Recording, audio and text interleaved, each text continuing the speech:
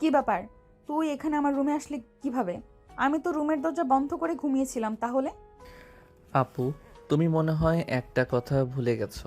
তোমার রুম আর আমার রুমের মধ্যকার ভিতর দিয়ে একটা দরজা আছে। সেটা দিয়ে তোমার রুমে আসা যাওয়া করা যায়। এটা তুমি ভুলে গেছিলে। হ্যাঁ, সেই সব কিছু না হয় বুঝলাম, কিন্তু তুই আমার রুমে কেন এসেছিস? আর আমার বিছানায় বা কি করছিস? আপু, তুমি তো বাইরে ঝড় তুফানের শব্দ শুনতেই পাচ্ছ। তুমি তো খুব ভালো করেই জানো ঝড় তুফান আমি খুব ভয় পাই। তাই তো একা একা রুমে ভয় পাচ্ছিলাম, আর সেজন্যই তোমার রুমে চলে এসেছি।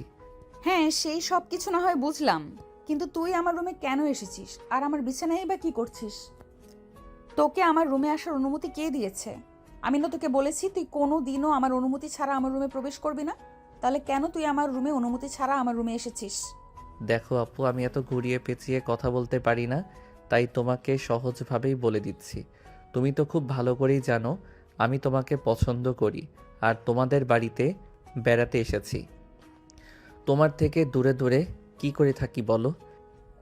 দেখ, তোকে আমি শেষবারের মতো বলছি, নিজেকে শুধরে নে। এই সব কিছু আমার একদমই ভালো লাগে না। তুই কেন বুঝতে পারিস না? কেন সব সময় এইভাবে আমার পেছনে পড়ে আছিস? তুই তো জানিস আমার একটা বয়ফ্রেন্ড আছে। তুমি তোমার বয়ফ্রেন্ডকে বলে দিও তুমি তাকে নয়, আমাকে ভালোবাসো। তাহলে আর তোমার কোনো বয়ফ্রেন্ড থাকবে না, সেই তোমাকে ছেড়ে পালিয়ে যাবে। নীল, এখন কিন্তু একদম বেশি বেশি হয়ে যাচ্ছে বলে দিলাম। তুই চুপচাপ আমার এখান থেকে চলে যা বলছি। আমি যাব না। তুমি কি করবে সেটা আমি দেখতে চাই। আমি এখানে তোমার সঙ্গে ঘুমাতে এসেছি, তাহলে আমি কেন চলে যাব? তোমার যা ইচ্ছে তাই করতে পারো। এই বলে নীল নেহার বুকে তার হাত দিয়ে আলতো করে চেপে দিল। এটা দেখে তো নেহা একদম রেগে গেল আর ঠাস করে নীলের গালে একটা চড় বসিয়ে দিয়ে বলল, তোর সাহস কি করে হয় আমার শরীরে বাজেভাবে টাচ করার? আমি আজকেই সবার সঙ্গে সব বলে দিব, আর তোর মুখোশ আমি খুলে দিব। তুই সব সময় আমার সঙ্গে এরকম করিস। আমি তোর বড় বোন হই, সেটা কি তুই ভুলে যাস? আমি কেন ভুলে যাব? তুমি তো নিজেই সেটা ভুলে যাও। আমি কি কখনো তোমাকে এটা বলেছি যে তুমি আমার আপন মায়ের পেটের বোন হও? তুমি তো শুধুমাত্র আমার বড় খালামণির একমাত্র আদরের মেয়ে। আমি তো সব সময় সেটাই মাথায় রাখি। তুই যদি সব সময় এইটা মাথায় রাখতে চাস আমি তোর বড় খালামণির মেয়ে, তাহলে তুই আমার সঙ্গে এইসব করার সাহসও পেতি না। তোকে আমি শেষবারের মতো বলছি, আজকের পর থেকে তুই কখনো আমাদের বাড়িতে আসবি না, যতদিন না পর্যন্ত আমার বিয়ে হচ্ছে। ও মা, তুমি এটা কি বললে?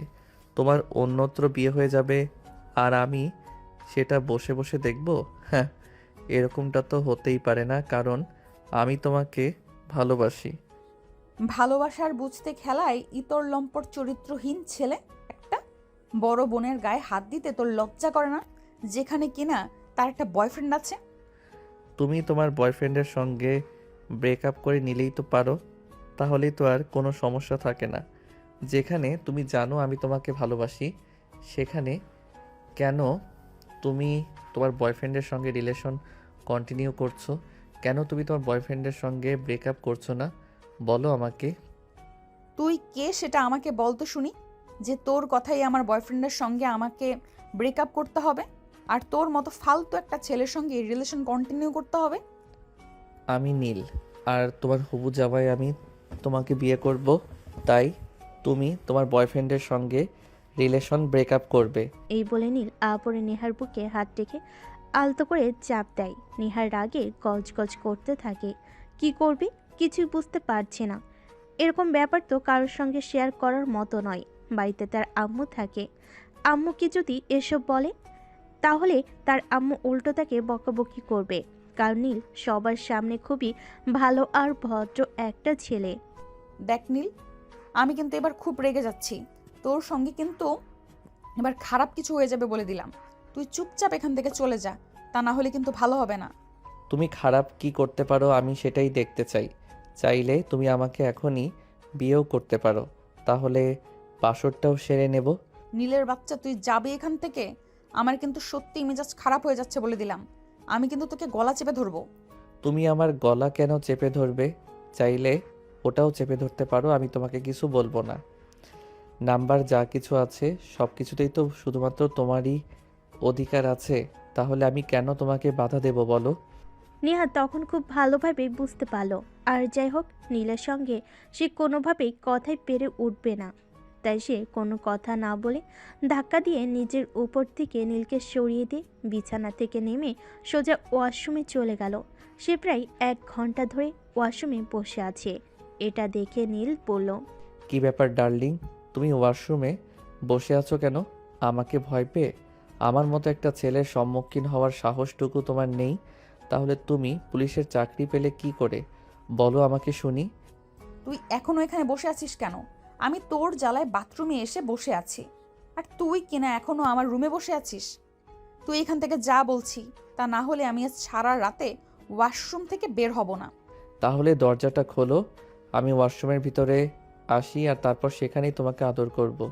কারণ এখন রাত আনুমানিক 2টার মতো বাজে, বাড়ির সবাই ঘুমাচ্ছে। তাছাড়া যে পরিমাণ ঝড় বৃষ্টি হচ্ছে, ওয়াশরুমের ভিতরে ঢাকঢোল পিটালেও কেউ শুনতে পাবে না। তুই যাবি এখান থেকে নাকি যাবি না, সেটা আমাকে বল। আমার কিন্তু এখন সত্যি সত্যি অনেক মেজাজ খারাপ হচ্ছে। নীল তখন বুঝতে পারল এই সময় হিতে বিপরীত হতে পারে, কারণ নেহা প্রচণ্ড পরিমাণে রেগে গেছে। আর এখন যদি নেহা ওয়াশরুম থেকে বের হয় তাহলে নেহা যা ইচ্ছে তাই করতে পারে। তাই নীল আর কোনো কথা না বলে নেহার রুম থেকে বের হয়ে চলে গেল আর যাওয়ার আগে বলে গেল, ডার্লিং আমি চলে যাচ্ছি, তবে তুমি কোনো চিন্তা করো না, আমি আবার আসবো। এখন শুয়ে ঘুমিয়ে পড়ো, সকালে তো তোমার ডিউটি আছে, ডিউটিতে যেতে হবে। এই বলে নীল সেখান থেকে বের হয়ে সোজা নিজের রুমে চলে গেল আর ঘুমিয়ে পড়ল। অপরদিকে নেহা আরও 10 মিনিট পর ওয়াশরুম থেকে বের হলো। নীল রুম থেকে চলে গিয়েছে কিনা এটা শিওর হচ্ছিল। তারপর বিছানায় শুয়ে ঘুমিয়ে পড়ল। পরের দিন সকালবেলা ঘুম থেকে উঠে ফ্রেশ হতে চলে গেল, কিন্তু সে ভুলে টাওয়াল আর ড্রেস নিতে ভুলে গেছিল। সব কিছু বিছানার উপর রেখেই ওয়াশরুমে চলে গিয়েছিল সে। তাই সে তার আম্মুকে ডাকছিল, আম্মু, ওই আম্মু, কোথায় তুমি? আমি টাওয়াল আর ড্রেস নিতে ভুলে গেছি, সব কিছু আমার বিছানার উপর রাখা আছে, একটু দিয়ে যাবে? আমি পারবো না, তোর রুমে কেউ নেই। তুই রুমে এসে ড্রেস চেঞ্জ কর, আমি রান্নাঘরে রান্নার কাজ করছি। তোর খালামণিকে একটু পরেই চলে যেতে হবে। তোর ভালো বিদেশ থেকে আজকেই ফিরে আসবে, তাই তাড়াতাড়ি রান্না করছি তোর খালামণিকে বিদায় করব বলে। আম্মু, আমি জামা কাপড় সব খুলে নিয়েছি, এখন ওয়াশরুম থেকে বের হতে পারবো না, প্লিজ তুমি আমার জামা কাপড়গুলো আমার হাতে দিয়ে যাও, তাহলেই হবে। কিন্তু সেই কথাগুলো নেহার আম্মুর কান পর্যন্ত পৌঁছালো না। তিনি কাজে এতটাই ব্যস্ত ছিলেন যে নেহার এই কথাগুলো আর শুনতে পেলেন না। তিনি রান্নায় মন দিয়ে রান্না করতে থাকেন। এদিকে নেহা চেঁচামেচি করেই যাচ্ছিল, কিন্তু কোনো সারা শব্দ পাচ্ছিল না। ঠিক তখনই নীল রুম থেকে বের হয়ে নেহার রুমের সামনে দিয়েই নিচে যাচ্ছিল আর এই কথাগুলো শুনতে পেল। তাই সে নিজেই নেহার জামা কাপড়গুলো নিয়ে ওয়াশরুমের সামনে যায় আর নেহাকে হাত বাড়াতে বলে, ডার্লিং, খালামণি কাজ করছে, এই নাও, আমি তোমার টাওয়েল আর ড্রেস নিয়ে এসেছি, দরজাটা খুলে এগুলো নাও। তুই কেন এখানে এসেছিস? আমি জানি তোর মনে কোনো কুমতলব আছে। আমি তোর কাছ থেকে ড্রেস নেব না, তুই এখান থেকে চলে যা আর আম্মুকে গিয়ে বল আমার ড্রেসগুলো দিয়ে যেতে। তা না হলে তুই এগুলো এখানেই রেখে রুম থেকে বের হয়ে যা। নীলের মনে আসলেই কুমতলব ঘুরছিল, তাই সে এখান থেকে সরে না গিয়ে নেহাকে বলে, আচ্ছা ডার্লিং, ঠিক আছে, কোনো সমস্যা নেই। তুমি যখন আমাকে বিশ্বাস করতে পারছো না, তাহলে এই যে আমি তোমার ড্রেস আর টাওয়েল এখানে রেখে চলে যাচ্ছি। আচ্ছা ঠিক আছে, তুই এখান থেকে চলে যা, আর যাওয়ার সময় দরজাটা বন্ধ করে দিয়ে যাবি। নীল তখন রুমের ভেতর থেকে দরজাটা ভিতর দিয়ে লাগিয়ে দিল। নেহা মনে মনে ভাবল নীল হয়তো এখান থেকে চলে গেছে, তাই সে ওয়াশরুমের দরজা খুলে তার ড্রেস আর টাওয়াল নিতেই চাইছিল। তখনই ড্রেস আর টাওয়াল হাতে নিয়ে নীল ওয়াশরুমের ভেতর ঢুকে পড়ে। এটা দেখে নেহা এক চিৎকার দিতে যাবে, তখনই নীল তার মুখ চেপে ধরে আর বলতে থাকে, চুপ, একদম চিৎকার করবে না। তোমাকে কাপড়বিহীন শরীরে কেমন লাগে সেটা দেখার আমার অনেক দিনের ইচ্ছে, তাই তো সুযোগটাকে হাতছাড়া করলাম না। ওয়াও, তোমাকে তো হেব্বি লাগছে। হায় আল্লাহ, এটা তুই কি করলি? তুই তো আমার সব কিছুই দেখে নিলি, এখন আমি আমার বয়ফ্রেন্ডকে কি জবাব দিব? আমি তো তোমার হবু স্বামী, তাহলে বয়ফ্রেন্ডকে জবাব দেওয়ার কি আছে? তোমাকে দেখতে ইচ্ছে করছিল তাই দেখে নিলাম। তবে যাই বলো না কেন, তোমার বডির প্রত্যেকটা পার্ট কিন্তু জাস্ট ওয়াও। এই বলে নেহার ভেজা শরীরকে নীল টান দিয়ে নিজের সঙ্গে মিশিয়ে দিল, আর নেহার ঠোঁটের সঙ্গে নিজের ঠোঁট দুটো জুড়ে দিল ইচ্ছে মতো। নেহার দুই ঠোঁটে সে কিস করতে লাগলো, আর নেহার সারা শরীরে তার হাত দিয়ে টাচ করতে থাকলো। পরিপূর্ণ বয়সে দুজন যুবক যুবতী একই সঙ্গে রয়েছে, তখন তো আর কেউ কারোর থেকে নিজেকে দূরে রাখার মতো কোনো কারণ নিশ্চয়ই খুঁজে পায় না। নীল নেহাকে নিজের করে কাছে পাবার জন্য নেহাকে নিজের কাছে টেনে নিচ্ছিল, আর নেহা ও নীলের ভালোবাসা পেয়ে এতটাই বিমোহিত হয়ে পড়েছিল যে নিজেকে আর ধরে রাখতে পারল না। সেও নিজেকে নীলের কাছে সঁপে দিতে বাধ্য হলো। দুজনে এমন পর্যায়ে চলে গিয়েছিল যে আর দুজন থেকে কেউই কাউকে আটকে রাখতে পারছিল না। কিন্তু তখনই হঠাৎ নীল নেহাকে ছেড়ে দেয় আর বলে, সরি প্রিয়তমা, সব কিছুর জন্য সরি। আসলে তোমাকে খোলামেলা দেখবার খুব ইচ্ছে ছিল, তাই ওয়াশরুমে ঢুকে পড়েছিলাম। আর তোমাকে এই অবস্থায় দেখে কোনোভাবেই নিজেকে সামলাতে পারছিলাম না। তুই এক্ষুনি আমার চোখের সামনে থেকে দূর হ। আমি তোর চেহারাটাও দেখতে চাইছি না। তুই আমার নিজের আপন খালাতো ভাই হয়ে আমার এত বড় সর্বনাশ করবি, এটা আমি কোনোদিনও ভাবতে পারিনি। তুমি আমাকে একা কেন দোষ দিচ্ছ? এখানে তোমার কোনো দোষ নেই। তুমি কি একবারও আমার থেকে নিজেকে ছাড়িয়ে নেওয়ার চেষ্টা করেছো? তোর মতো রোমান্টিকভাবে যদি কেউ টাচ করতে থাকে, তাহলে কি তাকে দূরে সরিয়ে দেওয়ার মতো ক্ষমতা আমার মতো দুগ্ধপোষা বালিকার আছে? আমি লোহা, আমি তো চুম্বককে আকর্ষণ করব, এটাই স্বাভাবিক। যাই হোক, তোমার অফিসের টাইম হয়ে গেছে, যাও এখন, নেক্সট টাইম কথা হবে। এই বলে নীল ওয়াশরুম থেকে বের হয়ে চলে আসলো, আর অপরদিকে নেহা নিজের ড্রেস চেঞ্জ করে রুমে চলে আসে, আর তারপর অফিসে যাওয়ার জন্য তৈরি হয়ে নেয়। তারপর নাস্তা করার জন্য নিচে আসে এবং টেবিলে বসে। সবাই তখন একসঙ্গে বসে নাস্তা করছে। তখনই নেহার আম্মু নীলের শার্টের উপর চোখ পড়ে, আর সে নীলকে বলে, কি ব্যাপার নীল, তোমার শার্টটা ভেজা কেন? এই তো খালামণি, সকালবেলা যখন ফ্রেশ হতে ওয়াশরুমে গিয়েছিলাম তখন স্লিপ খেয়ে পড়ে গেছিলাম, তাই শার্ট ভিজে গেছে। বুঝলাম, কিন্তু এই ভেজা কাপড়ে থাকলে তো তোমার ঠান্ডা লাগতে পারে। তাহলে তুমি ড্রেস চেঞ্জ করোনি কেন? এক্ষুনি রুমে যাও আর ড্রেস চেঞ্জ করে তারপর খেতে এসো। খালামণি, সেটার কোনো প্রয়োজন হবে না। আমার এখন ড্রেস চেঞ্জ করার কোনো প্রয়োজন নেই। এই তো অল্প একটু ভিজে গেছে, এক্ষুনি শুকিয়ে যাবে। এই বলে নীল খাবার খাওয়া শুরু করলো, আর নেহার পায়ে তার পা দিয়ে খামচি দিয়ে এসাই কিছু একটা বোঝাতে চাইল, কিন্তু নেহা সেদিকে কোনো নজর না দিয়ে নিজের নাস্তা শেষ করলো এবং বাসা থেকে বের হয়ে ডিউটিতে চলে গেল। অপরদিকে নীলের আম্মু ঢাকা থেকে চট্টগ্রামে চলে যাবে, কারণ আজ নীলের বাবা বিদেশ থেকে আসছে। তিনি একটা কাজের জন্য দেশের বাইরে গিয়েছিলেন। কাজ শেষ করে তিনি আজকেই বাংলাদেশে ফিরে আসছেন। নীল খাওয়া দাওয়া শেষ করে নিজের রুমে এসে বসে রইল। তখনই হঠাৎ তার ফোনে ছোট্ট একটা মেসেজ পেল। আজ যা করেছিস তা কিন্তু একদম বেশি হয়ে গেছে। আশা করি আজকের পর তুই কখনোই এমন করবি না।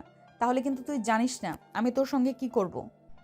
এসব মেসেজের কোনো তোয়াক্কা না করে নীল তাই সে পরবর্তীতে আবার নেহাকে মেসেজ করে আর উল্টা জবাব দেয়। আজ যা হয়েছে পরবর্তীতে সেগুলো হতেই থাকবে। আমি তোমার কোনো কথাই শুনবো না, কারণ আমি তো তোমাকে বলেই দিয়েছি তোমাকে আমি আমার করে পেতে চাই। নেহা তখন তার মেসেজে আর কোনো রিপ্লাই দিল না। সেদিন বিকেলবেলা যখন নেহা বাসায় ফিরে আসলো, তখন নীল নেহার রুমে নেহার জন্য অপেক্ষা করছিল। নেহার রুমে এসে নীলকে দেখতে পেয়ে অনেকটা চটে গেল আর বলল, তুই এই সময়ে আমার রুমে কি করছিস? তোকে না বলেছি তুই কখনোই আমার রুমে আসবি না?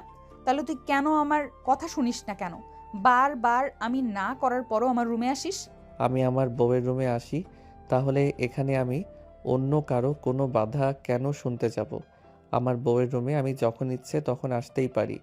আর এতে যদি কারোর কোনো আপত্তি থাকে তাহলে সে এই রুমে আসা বন্ধ করে দিক, তাহলেই তো সমস্যা মিটে যায়। লিসেন মিস্টার, তুই এটা ভুলে যাবি না, এটা আমার রুম। আর পুরো বাড়িটাই আমার, কারণ আমি আমার বাবার একমাত্র মেয়ে। তাই আমার বাবার যত স্থাবর অস্থাবর সম্পত্তি আছে সব কিছুই কিন্তু আমার। হ্যাঁ, এবং আমি তার একমাত্র আদরের জামাই। তার পরবর্তীতে এই সকল সম্পত্তির একমাত্র উত্তরাধিকারী আমি। তাহলে আমি কেন কারোর কোনো কথাকে তোয়াক্কা করতে যাব। আমার মেজাজ খারাপ করিস না, এখনই রুম থেকে বের হবি বলছি। আমি ড্রেস চেঞ্জ করব আজকে। এমনিতেই অফিসে একটা বিষয় নিয়ে খুব ঝামেলায় পড়েছিলাম, মেজাজ খারাপ আছে। ও বেবি, তুমি অফিসে কোন কাজ নিয়ে ঝামেলায় ছিলে আর তার জন্য তুমি আমাকে মেজাজ দেখাচ্ছ? কিন্তু কেন? আমি তোমার হবু জামাই, আর জামাইকে ভালোবেসে কথা বলতে হয়। তোর ভালোবাসার গুষ্টি কিলাই, তুই এক্ষুনি এখান থেকে যা, তা না হলে কিন্তু আমি তোর মাথাটা ফাটিয়ে ফেলবো বলে দিলাম। তাদের দুজনের চিৎকার শুনে নেহার আম্মু উপরে আসেন আর তাদেরকে বলেন, কি ব্যাপার, কি হয়েছে? তোরা দুজনে এভাবে চেঁচামেচি করছিস কেন? আন্টি, আমি আপুকে বললাম আজ বিকেলে আমাকে নিয়ে একটু ঘুরতে যেতে, কিন্তু আপু আমাকে নিয়ে যাবে না বলছে, তাই। কি রে নেহা, তুই সব সময় এরকম করিস কেন? ছেলেটা আমাদের এখানে কয়েকদিনের জন্য ঘুরতে এসেছে, তুই ছেলেটাকে নিয়ে একটু ঘুরতে যাবি, সেটাও তুই পারবি না? না, আমি পারবো না। আর পারার মতো কোনো কারণও খুঁজে পাচ্ছি না, কারণ আমি সারাদিন অফিস করে আসি, সেখানে আমাকে বিভিন্ন বিষয় হ্যান্ডেল করতে হয়, সব কিছু আমার মাথার উপর দিয়ে যায়। তাই আমারও প্রয়োজন আছে নিজের মাথাটাকে একটু সুস্থ রাখবার। আমি কেন তোর এই উগান্ডারের বংশধর ভাগ্নেকে নিয়ে ঘুরতে যাব আর নিজের মাথাটাকে খারাপ করতে যাব? দেখ নেহা, এখন কিন্তু একদম বেশি বাড়াবাড়ি হয়ে যাচ্ছে বলে দিলাম। তুই উগান্ডারের বংশধর কাকে বলছিস? তুই কত ভালো বংশের মেয়ে সেটা কি আমার জানা নেই? তোকে শেষবারের মতো বলে দিচ্ছি, আমার ভাগ্নের সঙ্গে একদম খারাপ আচরণ করবি না, তাহলে কিন্তু আমার চাইতে খারাপ কেউ হবে না, বলে দিলাম। তোমার যা ইচ্ছে তুমি তাই করতে পারো, তাতে আমার বিন্দু মাত্র মাথা ব্যথা নেই। কিন্তু এই উগান্ডারের বংশধরকে আমি কোথাও নিয়ে যেতে পারবো না, এটাই আমার শেষ কথা। এই বলে নেহা আলমারি থেকে নিজের কাপড় চোপড় বের করে সোজা ওয়াশরুমে ঢুকে গেল। আর প্রায় 20 মিনিট পর ওয়াশরুম থেকে বের হলো। সে দেখতে পেল নীল তখনও তার রুমের ভিতর বসে আছে। তাই সে নীলকে বলে, কি ব্যাপার, তুই এখনো এখানে বসে আছিস কেন? তুই এখনো রুম থেকে যাসনি কেন? এই যে আন্টি বলে গেল তুমি আমাকে নিয়ে ঘুরতে যাবে, তাই। আমি না তোকে বলেছি আমি তোকে নিয়ে ঘুরতে যেতে পারবো না? তাহলে তুই কেন এখানে বসে আছিস? তোর কি আমার কথা গায়ে লাগে না?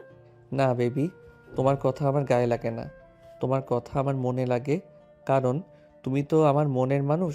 তোমার সব কথা আমি আমার মনের ভিতর গেঁথে রাখি। নির্লজ্জ বেহায়া একটা।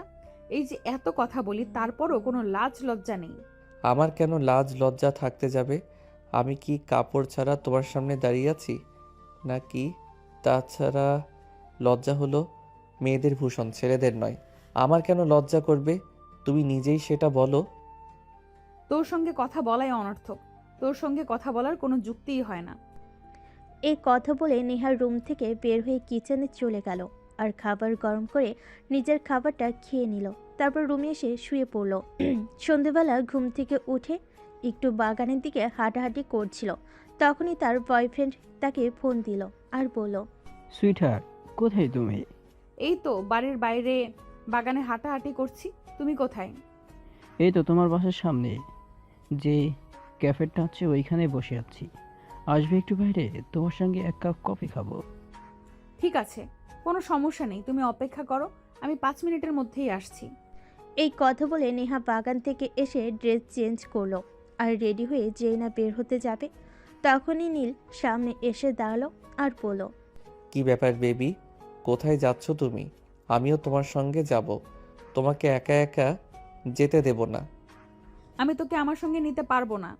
আমি আমার বয়ফ্রেন্ডের সঙ্গে দেখা করতে যাচ্ছি, আর আমি খুব ভালো করেই জানি তোকে সেখানে নিয়ে গেলে তুই নিশ্চিত একটা ঝামেলা করবি। আমি সেটা চাই না। গড প্রমিস বেবি, আমি কোনো ঝামেলা করব না। তুমি আমাকে তোমার সঙ্গে নিয়ে যাও, আমি শুধু তোমার বয়ফ্রেন্ডের সঙ্গে দুটো কথা বলবো। তুই বললি আর আমি মেনে নিলাম? এরকমটা হতে পারে না, কারণ আমি খুব ভালো করেই জানি তুই গিরিঞ্জিবাজ। কারণ আমি জানি তুই গিরিঙ্গিবাজ একটা ছেলে, যেখানেই যাবি সেখানেই গিরিঙ্গি বাজাবি। প্লিজ বেবি, বিলিভ মি, আমি সেরকম কিছুই করব না। আমি শুধু তোমার সঙ্গে যাব আর তোমার বয়ফ্রেন্ডের সঙ্গে দুটো কথা বলেই চলে আসব, এর বেশি কিছুই না। বললাম তো আমি তোকে আমার সঙ্গে নিব না, কারণ আমি খুব ভালো করেই জানি তুই ওপরে দেখতে যতটা ফিটফাট, তোর ভেতরটা ততটাই সদরঘাট। এভাবেই দুজনের মধ্যে কথোপকথন চলছিল। নেহা নীলকে কোনোভাবেই নিজের সঙ্গে নেবে না আর নীল নেহার সঙ্গে যাবেই। এসব কথা কাটাকাটি শুনে নেহার আম্মু সেখানে আসলো আর বলল, কি ব্যাপার, কি হয়েছে? তোরা দুজনে এভাবে কথা কাটাকাটি করছিস কেন? তোদের সমস্যাটা কি বলতো শুনি। আন্টি, আপু তার এক বন্ধুর সঙ্গে দেখা করতে যাচ্ছে। আমি বললাম আমাকে সঙ্গে নিয়ে যেতে, কিন্তু সে আমাকে সঙ্গে নিতে রাজি হচ্ছে না। কি ব্যাপার নেহা, কি সমস্যা তোমার? আমি তো তোমার সমস্যাটাই বুঝতে পারছি না। ছেলেটা তোমার সঙ্গে যেতে চাইছে, তুমি কেন এই ছেলেটাকে তোমার সঙ্গে নিতে চাইছো না? এর কারণ একটাই, আমি এই ছেলেটাকে আমার সঙ্গে নিয়ে গেলে আমি নিশ্চিত ও ওখানে একটা ঝামেলা বাঁধাবে, আর আমি সেটা চাই না। আমি কোনো কথা শুনতে চাই না। তুমি নীলকে তোমার সঙ্গে নিয়ে যাবে, এটাই জানি। তোর কি মাথা খারাপ হয়ে গেছে? আমি এই ছেলেটাকে আমার সঙ্গে নিয়ে যাব আর আমার বন্ধুর সামনে আমার মা নিচে সব পাংচার করে দেবে? এটা আমি পারবো না। আমি তোমাকে কি বলেছি তুমি সেটা শুনতে পাওনি? তোমাকে তো বলেছি তুমি নীলকে সঙ্গে নিয়ে তারপর বাইরে যাবে, তা না হলে তোমার বাইরে যাওয়া বন্ধ। এটা আমি তোমাকে বলে দিলাম। আল্লাহ, এটা আমি কোন ঝামেলায় পড়লাম সেটাই বুঝতে পারছি না। ঠিক আছে, আয় আমার সঙ্গে, কিন্তু খবরদার একটা কথা বলে দিচ্ছি, ওখানে গিয়ে কিন্তু কোনো রকম সিন ক্রিয়েট করবি না, তাহলে কিন্তু খারাপ হবে বলে দিলাম। আমি তো সবসময়ই ভালো একটা ছেলে। আমি কি কখনো কোনো সিন ক্রিয়েট করতে পারি? আই প্রমিসড আমি কোনো সিন ক্রিয়েট করব না। তুমি শুধু তোমার সঙ্গে আমাকে নিয়ে যাও। অতঃপর নীল আর নেহা দুজনেই একসঙ্গে বাসা থেকে বের হলো। আর তারপর পায়ে হেঁটে হেঁটে ওরা ক্যাফেতে চলে আসলো। আসলে ক্যাফেটা নেহার বাসা থেকে মাত্র 2 মিনিটের দূরত্বে ছিল, তাই তারা হেঁটে হেঁটে চলে আসলো। ক্যাফেতে এসে নেহা তার বয়ফ্রেন্ডের সঙ্গে গিয়ে বসলো আর নীলকে অপর পাশের চেয়ারে বসতে বলল। সেটা দেখে নীল বলল, কি ব্যাপার বেবি, তুমি আমার গার্লফ্রেন্ড, তুমি আমার পাশে বসবে? তুমি কেন ওই ছেলেটার পাশে গিয়ে বসেছো? তুমি ওইখান থেকে উঠে আমার পাশে এসে বসো। দেখ নীল, এখন কিন্তু একদম বেশি বাড়াবাড়ি হয়ে যাচ্ছে। আমি তোকে আগেই বলেছিলাম আমি তোকে এখানে নিয়ে আসবো না, কিন্তু তারপরেও তুই জোর করে এখানে এসেছিস। কি ঝামেলা পাকানোর জন্য? তখন নীল কিছু একটা বলতে চাইছিল, কিন্তু হৃদয় সেটার সুযোগ না দিয়ে বলল, কি ব্যাপার বেবি, এই ছেলেটা কে? আর একে কেন এখানে নিয়ে এসেছো? আমরা এখানে কথা বলার জন্য এসেছি। এটাকে কেন কাবাবের হাড্ডি বানানোর জন্য এনেছো? আর বলো না বেবি, আমি আনতে চাইনি, এই উগান্ডারের বংশধর জোর করে আমার সঙ্গে চলে এসেছে। জানো, এখন কিন্তু একদম বেশি বেশি হয়ে যাচ্ছে, বলে দিলাম। তুমি আমাকে তোমার বন্ধুর সামনে অপমান করতে পারো না। হাজার হোক আমি তোমার হবু হাজবেন্ড বলে কথা। তোমার সঙ্গে আমার বিয়ে হবে, আর নিজের হাজবেন্ডকে কেউ বন্ধুর সামনে এভাবে অপমান করে, এটা আমার জানা ছিল না। নীলের বাচ্চা, আমি তোর 2টা পায়ে ধরি, এখন দয়া করে তোর মুখটা বন্ধ কর। আমি তোর এসব পাগলামো পাগলামো কথাবার্তা আর নিতে পারছি না। দয়া করে তোর মুখটা বন্ধ কর। ঠিক আছে বেবি, আমি আর কোনো কথা বলবো না,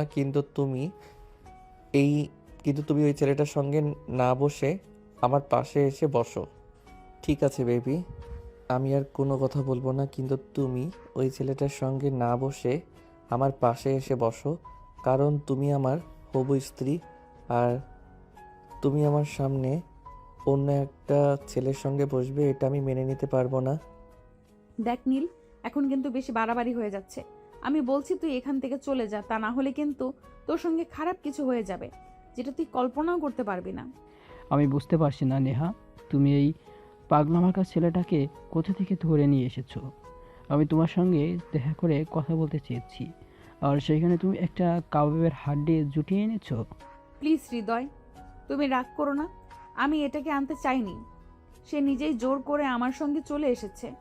আমি 1000বার বলেছি এখানে এসে কোনো ঝামেলা করা চলবে না, কিন্তু তারপরেও সে এটাই করছে। আমি কি করব বলো? না, এখানে তুমি কি করবে? তোমার তো কিছুই করার নেই। তুমি এটাকে কেন ধরে নিচ্ছ সেটাই আমাকে বল। আমি কতবার তোমাকে বলেছি, যখন তুমি আর আমি দেখা করবো তখন যেন আমাদের সঙ্গে অন্য কেউ না থাকে।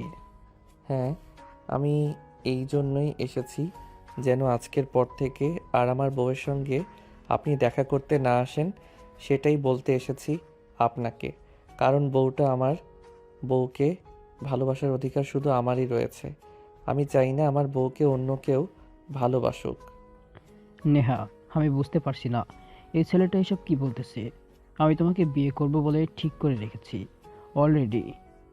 আমি আমার ফ্যামিলিতে জানিয়েছি, তারা বলেছে কিছুদিনের মধ্যেই তোমার আম্মুর সঙ্গে দেখা করে কথা বলবে। এই তুমিও না একদম যা ইচ্ছে তাই। এই পাগল মার কাছে এইটার কথাই তুমি বিশ্বাস করে ফেলেছে। এ তো উল্টাপাল্টা বকছে, এর মাথা ঠিক নেই। তুমি কেন এর কথা বিশ্বাস করছো? দেখাবো। তুমি আর যাই হোক সবার সামনে আমাকে পাগল প্রমাণিত করতে যেও না, তাহলে কিন্তু তুমি নিজেই পাগল হয়ে যাবে। কারণ আমি তোমার হবু হাজবেন্ড, আর হবু হাজবেন্ডকে কেউ সবার সামনে এভাবে ছোট করে কথা বলে না। তোর হাজবেন্ডের গুষ্টি কিলাই, তুই এক্ষুনি আমার চোখের সামনে থেকে দূর হ, না হলে কিন্তু খুব খারাপ হবে, আমি তোকে বলে দিলাম। কিন্তু কে শোনে কার কথা? নীল তার মতো বকবক করেই চলেছে। অপরদিকে হৃদয় নীলের এসব কথাবার্তা শুনে সেখান থেকে উঠে চলে গেল। এটা দেখে নেহা প্রচণ্ড ক্ষেপে গেল এবং নীলের কানে নিচে ঠাস ঠাস করে দুইটা বসিয়ে দিয়ে বলতে লাগলো, সব সময় আমার সব কিছুতেই তোর নাক গলানো চাই, তাই না? এবার বল তোর কেমন লেগেছে? তোর কারণে আমার বয়ফ্রেন্ডের রাগ করে চলে গেছে। তুই তো এটাই চাইছিলি। এবার নিশ্চয়ই খুব খুশি হয়েছিস, তাই না? হ্যাঁ বেবি, অবশ্যই আমি অনেক খুশি হয়েছি। ছেলেটা তোমাকে ছেড়ে চলে গেছে, এর চাইতে খুশির খবর আমার কাছে আর কিছু হতে পারে নাকি? এবার তুমি ওই ছেলেটাকে সরাসরি বলে দেবে তুমি ওর সঙ্গে কোনো সম্পর্ক রাখবে না, তুমি আমাকে বিয়ে করতে চলেছ। শোন, আমার মাথা অতটাও খারাপ হয়ে যায়নি যে তোর মতো ফাজিলের বংশধর মার্কা ছেলেকে আমি বিয়ে করতে যাব। তুই যত দ্রুত সম্ভব আমাদের বাড়ি থেকে চলে যাবি, এটাই তোর জন্য বেটার অপশন। আর একটা কথা তোকে মনে করিয়ে দিচ্ছি, তুই কিন্তু ভুলে যাস না আমি পুলিশের এসপি। আমি কেন সেটা ভুলে যাব? তুমি পুলিশের এসপি, আমি সেটা খুব ভালো করেই জানি। আর আমি আবার বন্ধুদের সঙ্গে খুব গল্প করে বলি আমার হবু বউ পুলিশের এসপিতে চাকরি করে। হ্যাঁ, আমিও তোকে সেটাই মনে করিয়ে দিতে চাইছি। আমার সঙ্গে বেশি বাড়াবাড়ি করলে কিন্তু জেলের ঘানি টানিয়ে যাওয়ার কথাটা মনে রাখিস। ওকে ডার্লিং, কোনো প্রবলেম নেই। তোমাকে ভালোবাসার অপরাধে যদি আমাকে জেলের ঘানি টানতে হয় তাতেও আমার কোনো আপত্তি নেই। আমি হাসতে হাসতে তোমার জন্য ফাঁসির রশি গলায় ঝুলাতেও রাজি আছি।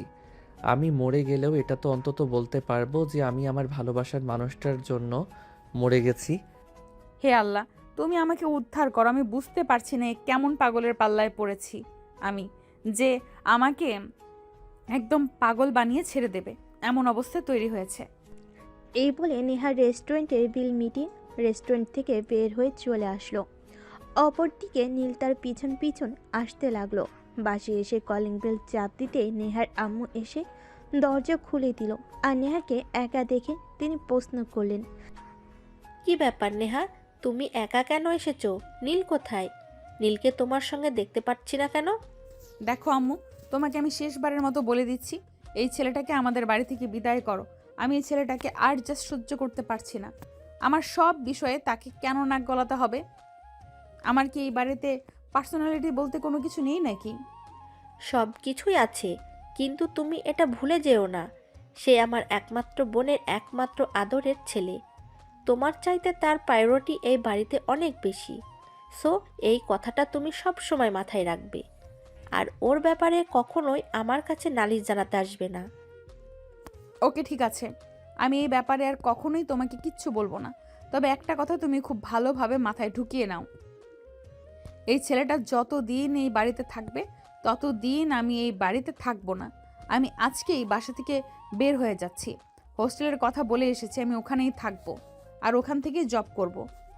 এটা কিন্তু একদম বেশি বাড়াবাড়ি হয়ে যাচ্ছে। তুমি এরকমটা করবে না। আমি কিন্তু তোমার আব্বুর সঙ্গে সব বলে দেব। আর এসব কথা যে তোমার আব্বু অ্যালাউ করবে না, সেটা কিন্তু তুমি খুব ভালো করেই জানো। তুমি বড় হয়েছো, সেটা ভালো কথা, কিন্তু তাই বলে এই নয় যে তুমি যা ইচ্ছে তাই করতে পারবে। কেন করতে পারবো না? আমি বড় হয়েছি, আমার ব্যাপারে সিদ্ধান্ত নেওয়ার অধিকার আমার আছে। তাহলে কেন তোমরা আমাকে সে সব কিছু থেকে বাধা দিচ্ছ? কেন এই ছেলেটাকে আমাদের বাড়ি থেকে বের করে দিচ্ছ? না বুঝতে পারছো না? আমি এটাকে যে সহ্য করতে পারছি না। বিদায় করো এই আপদটাকে এখান থেকে। না, তুমি তোমার মুখটা বন্ধ করো। আর চুপচাপ নিজের রুমে চলে যাও। আমি এ ব্যাপারে তোমার কাছ থেকে আর কোনো কথা শুনতে চাইছি না। নীল যতদিন মন চায় এই বাড়িতেই থাকবে। এ ব্যাপারে আমি তোমার কোনো মতামত গ্রহণ করব না। নেহা তখন আর কোনো উপায়ন্তর না পেয়ে সোজা নিজের রুমে চলে গেল আর দরজা বন্ধ করে দিয়ে বিছানায় শুয়ে রইল। তার কিছুক্ষণ পর নীল বাসেই আসলো। নীল বাসেই আসতেই নেহার আম্মু তাকে জিজ্ঞাসা করলো, কি ব্যাপার নীল, কি হয়েছে? তুমি কি নেহাকে কিছু বলেছিলে যে কারণে নেহা এভাবে রেগে গিয়েছে? খালামণি, তুমিও না, আমি একটু ফাইজলামো করছিলাম আর তার জন্য নেহা আপু এভাবে রেগে গেছে। এটা তো আমি ভাবতেই পারিনি সে আমাকে ছোট ভাই হিসেবে মেনে নিতেও পারে না। কেন এরকম করে বলবে আমাকে? হ্যাঁ, আমি সেটা বুঝতে পেরেছি। আসলে আমার মেয়েটা ইদানিং বড্ড হিংসুটে টাইপ হয়ে গেছে। সে তার পাশে কাউকে সহ্য করতে পারে না। সব কিছু তার কাছে বিরক্ত লাগে। ঠিক আছে, তুমি কোনো চিন্তা করো না, আমি দেখছি কি করা যায়। আমি এ ব্যাপারে নেহার সঙ্গে কথা বলবো। আচ্ছা খালামণি, তুমি আমাকে একটা কথা বলো, আমি কোন দিক থেকে অযোগ্য যে তোমার মেয়েকে বিয়ে করলে সুখে রাখতে পারবো না? ও আচ্ছা, এই ব্যাপার। তাহলে তুমি বিষয়টা এতক্ষণে বুঝতে পেরেছি। তুমি নেহাকে এ ব্যাপারে কিছু বলেছিলে আর তাই নিয়ে এভাবে রেগে গিয়েছে। হ্যাঁ খালামণি, নেহা আপু তোর বয়ফ্রেন্ডের সঙ্গে দেখা করতে গেছিল আর সেখানেই আমি এ ব্যাপারে কথা বলছিলাম, তাই নেহা আপু এভাবে রেগে গেছে। প্লিজ তুমি ওকে বুঝিয়ে বলো না। সত্যি বলছি, নেহা আপুকে আমার খুব ভালো লাগে। হয়তো তোমার ফাজলামো মার্কা কথাবার্তা আমি অনেক শুনেছি, আর তোমার ফাজলামো মার্কা কথাবার্তা শুনতে চাই না। তুমি এখান থেকে চুপচাপ রুমে চলে যাও আর বিশ্রাম নাও। রাতের খাবার তৈরি হলে আমি তোমাকে ডেকে নেব। আর একটা কথা, তুমি কিন্তু নেহার সঙ্গে এ ব্যাপারে আর কোনো ঝামেলায় জড়াবে না। খালামণি, আমি যেখানে থাকবো সেখানে ঝামেলা না হয়ে থাকতে পারে? তুমি কোনো চিন্তা করো না, আমি একটা না হোক 100টা ঝামেলা তৈরি করব। আর হ্যাঁ শাশুড়ি আন্টি, একটা কথা শুনে রাখো, আমি কিন্তু তোমার মেয়েকে বিয়ে করতে চাই। তুই যাবি এখান থেকে? বড় হচ্ছিস আর বাদরামি বেড়েই চলেছে। চুপচাপ রুমে যা আর বিশ্রাম নে। তখন সেখান থেকে রুমে চলে আসে আর বিছানায় লম্বা হয়ে শুয়ে একটা ঘুম দেয়। যখন ঘুম ভাঙে তখন রাত আনুমানিক 10টা। নেহা তাকে ডাকতে এসেছিল, কিন্তু সে ঘুম থেকে উঠছিলই না। তাই পাশে থাকার জগ থেকে তার মুখের উপর পানি ছুঁয়ে মারল। এটা দেখে নীল একদম চিৎকার করে উঠল। খালামণি, ও খালামণি, কোথায় তুমি? তোমাদের বাসার ছাদ ফুটো হয়ে গেছে। এই দেখো, আমার মুখের উপর পানি পড়ছে। তাড়াতাড়ি বাসার ছাদ ঠিক করো। চুপ কর হারামজাদা, এখন চুপচাপ বিছানা থেকে উঠ। আমি সেই কখন থেকে রাতের খাবার খাওয়ার জন্য তোকে ডাকতে এসেছি, তুই তো ঘুমিয়ে যাচ্ছিস। তাই তো তোর মুখে আমি পানি ঢালতে হলো। দেখো নেহা আপু, এটা কিন্তু একদম বেশি বাড়াবাড়ি হয়ে গেল। তুমি কেন আমার মুখে পানি ঢাললে? আমি কি তোমাকে বলেছিলাম আমি ঘুম থেকে না উঠলে আমার মুখে পানি ঢেলে আদর করে আমাকে ঘুম থেকে উঠাতে? আমি যে তোমার বিয়ে করা জামাই নই। এই দেখ, তুই সবসময় এত বেশি কথা কেন বলিস বলতো? আমি কি তোকে বলেছি তুই আমার জামাই লাগিস? তাই তোকে আমি ঘুম থেকে ডাকতে এসেছি। আম্মু সেই তখন থেকে তোকে ডাকছে, কিন্তু তুই কোনো সাড়া শব্দ দিচ্ছিস না, তাই তো আমি নিজেই তোকে ডাকতে এলাম। দেখো, এত কথা লুকানোর চেষ্টা করো না। আমি খুব ভালোভাবেই বুঝতে পারি তুমিও আমাকে ভালোবাসো। তাই তো আমি খাবার খেতে যাচ্ছি না দেখে আমাকে ডাকতে এলে, কারণ তোমার একা একা খাবার গলা দিয়ে নামবে না। দেখ, তোকে ডাকতে আসাটাই আমার ভুল হয়েছে। আমি কেন তোকে ডাকতে আসলাম? তুই খেলে খাবি না খেলে নাই, তাতে আমার কি আসা যায়? এই বলে নিহার রুম থেকে বের হয়ে চলে যেতে চাইছিল, কিন্তু নীল সেটা হতে না দিয়ে পিছন থেকে নেহার হাত ধরে টান দিয়ে তার বুকের উপরে ফেলে দিল। একদম নেহার ঠোঁট দুটো নীলের ঠোঁটের ভিতর ঢুকে গেল আর নীল তার ঠোঁট দুটো কামড়ে ধরল। নেহা তার থেকে ছাড়ানোর চেষ্টা করছিল, কিন্তু নীল অনেক জোরে কামড়ে ধরে আছে, যাতে নেহার ঠোঁটে একদম নীলের দাঁতের স্পষ্ট বসে গেছে। নীল অনেকক্ষণ সময় নিয়ে নেহার ঠোঁট চুষে চুষে খাচ্ছিল। অপরদিকে নেহার রাগে গজগজ করতে করতে কোনো রকমে শক্তি খাটিয়ে নীলের থেকে নিজের ঠোঁট দুটোকে উদ্ধার করলো আর বলতে লাগলো, কি করলি এটা তুই? আমার ঠোঁটে কিস করলি কেন? আর এমনভাবে কামড় দিয়েছিস আমার ঠোঁটে তো একদম স্পষ্ট দাগ পড়ে গেছে। হ্যাঁ, তো কি হয়েছে? এই ঠোঁট দুটোতে শুধুমাত্র আমার অধিকার রয়েছে, তাই তো আমি কিস করলাম। আর একটা কথা মনে রেখো, তুমি কিন্তু তোমার বয়ফ্রেন্ডকে কোনোভাবেই এই ঠোঁট দুটোতে টাচ করতে দেবে না। নীলের বাচ্চা, একদম মাথা খারাপ করিস না বলে দিলাম। আমি কি কখনো তোকে বলেছি আমি তোকে বিয়ে করব? আমি তোর বয়ফ্রেন্ডকে কথা দিয়েছি আমি আমার বয়ফ্রেন্ডকে বিয়ে করব।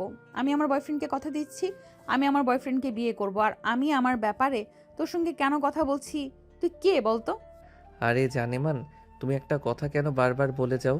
আমি তোমার হবু হাজবেন্ড, তুমি আমাকে বিয়ে করতে চলেছো, আর আমি তোমাকে এই কথাটা কেন বারবার তোমাকে আমার মনে করিয়ে দিতে হয় বলবে আমায়? তোর বিচার গুষ্টি কিলাই। তুই কাল সকালের মধ্যে আমাদের বাড়ি থেকে চলে যাবি, এটাই শেষ কথা। আর এখন বিছানা থেকে নেমে ডাইনিং রুমে আয়। এই বলে নেহা সেখান থেকে চলে গেল। আর নীল ওয়াশরুমে গিয়ে ফ্রেশ হয়ে তারপর ডাইনিং টেবিলে গেল খাবার খাওয়ার জন্য। এদিকে নেহা মুখ কালো করে বসে আছে। এটা দেখে নেহার আম্মু বলল, কি ব্যাপার নেহা, কি হয়েছে? কি সমস্যা তোমার? আমি ইদানিং লক্ষ্য করেছি তুমি কখনোই হাসি মুখে কারোর সঙ্গে কথা বলো না, সব সময় চুপচাপ থাকো, নয়তো মুখটাকে একদম বাংলার পাঁচের মতো করে রাখো। আমার মুখ কেমন করে রাখলাম না রাখলাম সেটা একান্তই আমার ব্যক্তিগত ব্যাপার, তাতে তোমার মাথা ঘামাবার কোনো কারণ নেই। তোমরা যেটাকে নিয়ে মাথা ঘামাচ্ছ সেটাকে নিয়েই থাকো। আমি তোমাদেরকে কতবার বলেছি নীলকে আমাদের বাড়ি থেকে চলে যেতে বলো, কিন্তু তোমরা কি আদৌ সেটা করেছো? আমি বুঝতে পারছি না কি সমস্যা তোমার। নীল আমাদের বাড়িতে এসেছে কয়েকদিন ঘুরে বেড়ানোর জন্য, তারপর তো এখান থেকে চলে যাবে। তাহলে তোমার সমস্যাটা কোথায় সেটা বলো তো শুনি। আমার কোনো সমস্যা নেই, তোমাদের যা ইচ্ছে তোমরা তাই করো, কিন্তু এই ছেলেটার ব্যাপারে আমাকে কখনোই কোনো কিছু বলবে না। আমি এর কোনো কাজ করে দিতে পারবো না, তো এই ছেলেটাকে আমার রুমে প্রবেশ করতে পারবে, তাহলেই হবে। না, আমি খুব ভালোভাবে বুঝতে পারছি ইদানিং তুমি খুব বেশি বার বেড়েছ। তোমাকে কোনো কথাই শোনানো যায় না, তুমি বরাবরই এরকম করে থাকো। কেন বলো তো, কি সমস্যা তোমার? আমার কোনো সমস্যা নেই, যত সমস্যা এই ছেলেটার। এই ছেলেটা পারমিশন ছাড়া আমার রুমে ঢুকে যাবে, আমার জিনিসপত্রে হাত দেবে, আমার ব্যাপারে ইন্টারফেয়ার করবে। এগুলো আমার জাস্ট মেনে নেওয়া সম্ভব না। দেখো নেহাপু, আমাকে তোমার পছন্দ নয় সেটা ভালো কথা। তুমি আমাকে সরাসরি বলে দাও আমি তোমাদের এই বাড়িতে আর কোনো দিনও আসবো না, কিন্তু তুমি এভাবে খালামণির কাছে আমাকে ছোট করবে না, এটা তোমাকে আমি বলে দিলাম। করব, 100 বার করব, আমার যা ইচ্ছে আমি তাই করব। তার জন্য কি আমি তোর কাছে কোনো কৈফিয়ত দেব নাকি? তুই কে রে আমি তোর কাছে কোনো কৈফিয়ত দিতে যাব? এরপর নেহার চিৎকার চেঁচামেচি শুরু করলো, কিন্তু নীল তার কথার কোনো উত্তর দিল না। কারণ এখানে নেহার আম্মু দাঁড়িয়ে আছে, কথা বলতে গেলেই ধরা পড়ে যাবে। তাই সে চুপচাপ খাবার শেষ করে রুমে চলে গেল। এদিকে নেহা তার খাওয়া শেষ করে রুমে চলে আসলো আর বিছানায় শুয়ে মোবাইল টিপাটিপি করছিল। তখনই তার বয়ফ্রেন্ড তাকে কল করলো। কি ব্যাপার? তোমাকে যে বলেছিলাম তোমার আম্মুর সঙ্গে কথা বলে এই উগান্ডার বংশধরকে তোমাদের বাড়ি থেকে বিদায় করতে, তার কি হলো? আর বলো না, এই ব্যাপারেই আমার সঙ্গে কথা বলছিলাম। যত সব ঝামেলা এখানে এসে পড়তে হয়, জানি না আল্লাহ এদেরকে কি মাটি দিয়ে বানিয়েছে। এত অপমান করার পরও এখানেই থেকে যাচ্ছে। আমি তোমার কাছ থেকে এত কথা শুনতে চাইনি। আমি শুধু শুনতে চাইছি এই ছেলেটা তোমাদের বাড়ি থেকে যাবে কি না যাবে। তা না হলে কিন্তু আমি তোমার সঙ্গে রিলেশন আর কন্টিনিউ করব না। কারণ এই ছেলেটার ব্যবহার আমি দেখেছি, সবসময় তোমার সঙ্গে গায়ে পড়ে থাকে। এগুলো আমার জাস্ট ভালো লাগে না। তুমি কি ভাবছো এগুলো আমার ভালো লাগে? আর আমি ওকে এখান থেকে তাড়ানোর জন্য কোনো কিছুই করছি না। আমি অনেক কিছুই করছি, কিন্তু আমি আমার মাকে এই ব্যাপারে বোঝাতেই পারছি না। তো আমি কি করব বলো আমাকে? আচ্ছা ঠিক আছে, আমি কোনো কথা শুনতে চাই না। আমি শুধু জানি আগামীকাল সকাল হলে এই ছেলেটা আর তোমাদের বাড়িতে থাকবে না, এখান থেকে চলে যাবে, ব্যাস এইটুকুই। এরপর হৃদয় নেহাকে আর কোনো কথা বলার সুযোগই দিল না, সোজা ফোনটা কেটে দিল। অপরদিকে নেহা মোবাইল টিপতে টিপতেই ঘুমিয়ে পড়ল। পরের দিন সকালবেলা থেকে উঠে নাস্তা করে থানার উদ্দেশ্যে রওনা দিবে এমন সময় নীল তার সামনে এসে দাঁড়ালো। বেবি তুমি পিছনে বসো, আমি তোমাকে বাইক চালিয়ে থানায় পৌঁছে দিয়ে আসি। এটার কোনো প্রয়োজন হবে না, আমি বাইক চালাতে পারি। আমি সময় মতো আমার অফিসে যেতে পারবো। তোকে আমায় কোনো সাহায্য করতে হবে না। তুই তোর নিজের চরকায় তেল দিয়ে কিভাবে তুই কি করবি না করবি সেটা নিয়ে চিন্তা কর। আমার পেছনে তোর কোনো টাইম ওয়েস্ট করার প্রয়োজন নেই। তুমি যে কি বলো না বেবি, আমি কেন তোমার পিছনে টাইম ওয়েস্ট করতে যাব? তুমি আমার 10টা না 5টা না একটা মাত্র হবু বউ। তোমার জন্য তো আমি এইটুকু করতেই পারি। যাও তুই পিছনে বসো, আমি তোমাকে থানায় পৌঁছে দিচ্ছি। এই বলে নীল বাইকে উঠে বসলো। নিহু তখন কোনো উপায়ন্তর না পেয়ে নীলের পেছন উঠে বসলো, কারণ সে খুব ভালো করেই জানে নীলকে এখন যে যাই বলুক না কেন কোনো কথাই শোনাতে পারবে না। তাই নেহা আর তর্কে না গিয়ে গাড়িতে উঠে বসলো। থানায় এসে পৌঁছাতেই তাদের 20 মিনিটের সময় লাগলো। বাইক পার্ক করে নেহা থানার ভিতরে ঢুকে গেল। অপরদিকে নীল তার পিছন পিছন আসছিল, সে এটা খেয়াল করেনি। নিজের কেবিনে গিয়ে বসতেই নীল তার সামনে গিয়ে দাঁড়ালো আর বলল, কি ব্যাপার বেবি, আজ প্রথমবার তোমার অফিসে আসলাম আর তুমি আমাকে একটা চা কফি পর্যন্ত অফার না করে চুপচাপ অফিসের ভিতরে চলে আসলে, এটা কি হতে পারে? তুই তো এমন কেউ নয় যে তোকে আমার অফিসে ডেকে এনে চা কফি অফার করতে হবে। আমি তোমার হবু হাজব্যান্ড। এটা তুমি কেন বারবার ভুলে যাও বলো তো? হবু হাজব্যান্ডের সঙ্গে কেউ এরকম ব্যবহার করে? তোর হাজব্যান্ডের গুষ্টি কিলাই, তুই এক্ষুনি চুপচাপ এখান থেকে চলে যা। তা না হলে কিন্তু ভালো হবে না বলে দিলাম। কি করবে তুমি? তুমি আমাকে কাস্টডিতে ঢুকাবে? সেটাও করতে পারো, তাতে আমার বিন্দু মাত্র আপত্তি নেই। তোমার যা ভালো লাগে তুমি তাই করতে পারো। আচ্ছা ঠিক আছে, তবে তাই হোক, কারণ তুই কে জানি আমাকে খুব জ্বালাচ্ছিস। আমি আর তোর জ্বালাতন সহ্য করতে পারছি না। এবার এর একটা বিহিত করা প্রয়োজন। এ বলে নেহা তখনই কনস্টেবলকে ডাক দিল। কনস্টেবল, এক্ষুনি এই ছেলেটাকে কাস্টাডিতে ঢুকান, আর এর বিরুদ্ধে আমি এফআইআর করব। কিন্তু ম্যাডাম, আমার হাতে তো কোনো এফআইআর এর কাগজ নেই, তাহলে আমি কিভাবে একে কাস্টডিতে ঢোকাবো? আমি বলছি তাই ঢুকাবেন। আমি এটার এসপি, আমার কথার কি আপনার কাছে মূল্য নেই? আচ্ছা ম্যাডাম, ঠিক আছে, কোনো সমস্যা নেই, আমি এখনই এই ছেলেটাকে কাস্টডিতে ঢোকাচ্ছি। কিন্তু এরপর যদি আমাকে অন্য কোনো সমস্যায় করতে হয় তাহলে কিন্তু সেটা আপনাকে দেখতে হবে। ঠিক আছে, ওসব নিয়ে আপনাকে কোনো চিন্তা করতে হবে না। আমি এক্ষুনি এর বিরুদ্ধে এফআইআর লিখছি। আপনাকে কখনো কোনো ঝামেলায় পড়তে হবে না এই বিষয় নিয়ে। আপনি শুধু একে কাস্টাডিতে ঢুকান, বাকিটা আমি দেখছি। কনস্টেবল তখন কোনো উপায়ন্তর না পেয়ে নিলয়কে কাস্টডিতে ঢুকালো। আর এদিকে সঙ্গে সঙ্গে খবরটা নেহার আম্মুর কান পর্যন্ত পৌঁছে গেল। নেহার আম্মু খবরটা পেয়ে সঙ্গে সঙ্গে থানায় ছুটে আসলো আর নেহার গালে ঠাস করে একটা চর বসিয়ে দিয়ে বলল, কত বড় দুঃসাহস হয়েছে তোমার! আমি তো সেটাই ভাবতে পারছি না। তুমি আমার বোনের একমাত্র আদরের রাজপুত্রকে কাস্টাডিতে ঢুকিয়েছো? এত বড় দুঃসাহস তোমাকে কে দিয়েছে?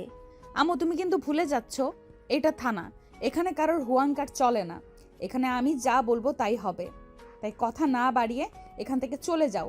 এই ছেলেটা আমার সঙ্গে অপরাধ করেছে, তাই আমি একে কাস্টাডিতে ঢুকিয়েছি।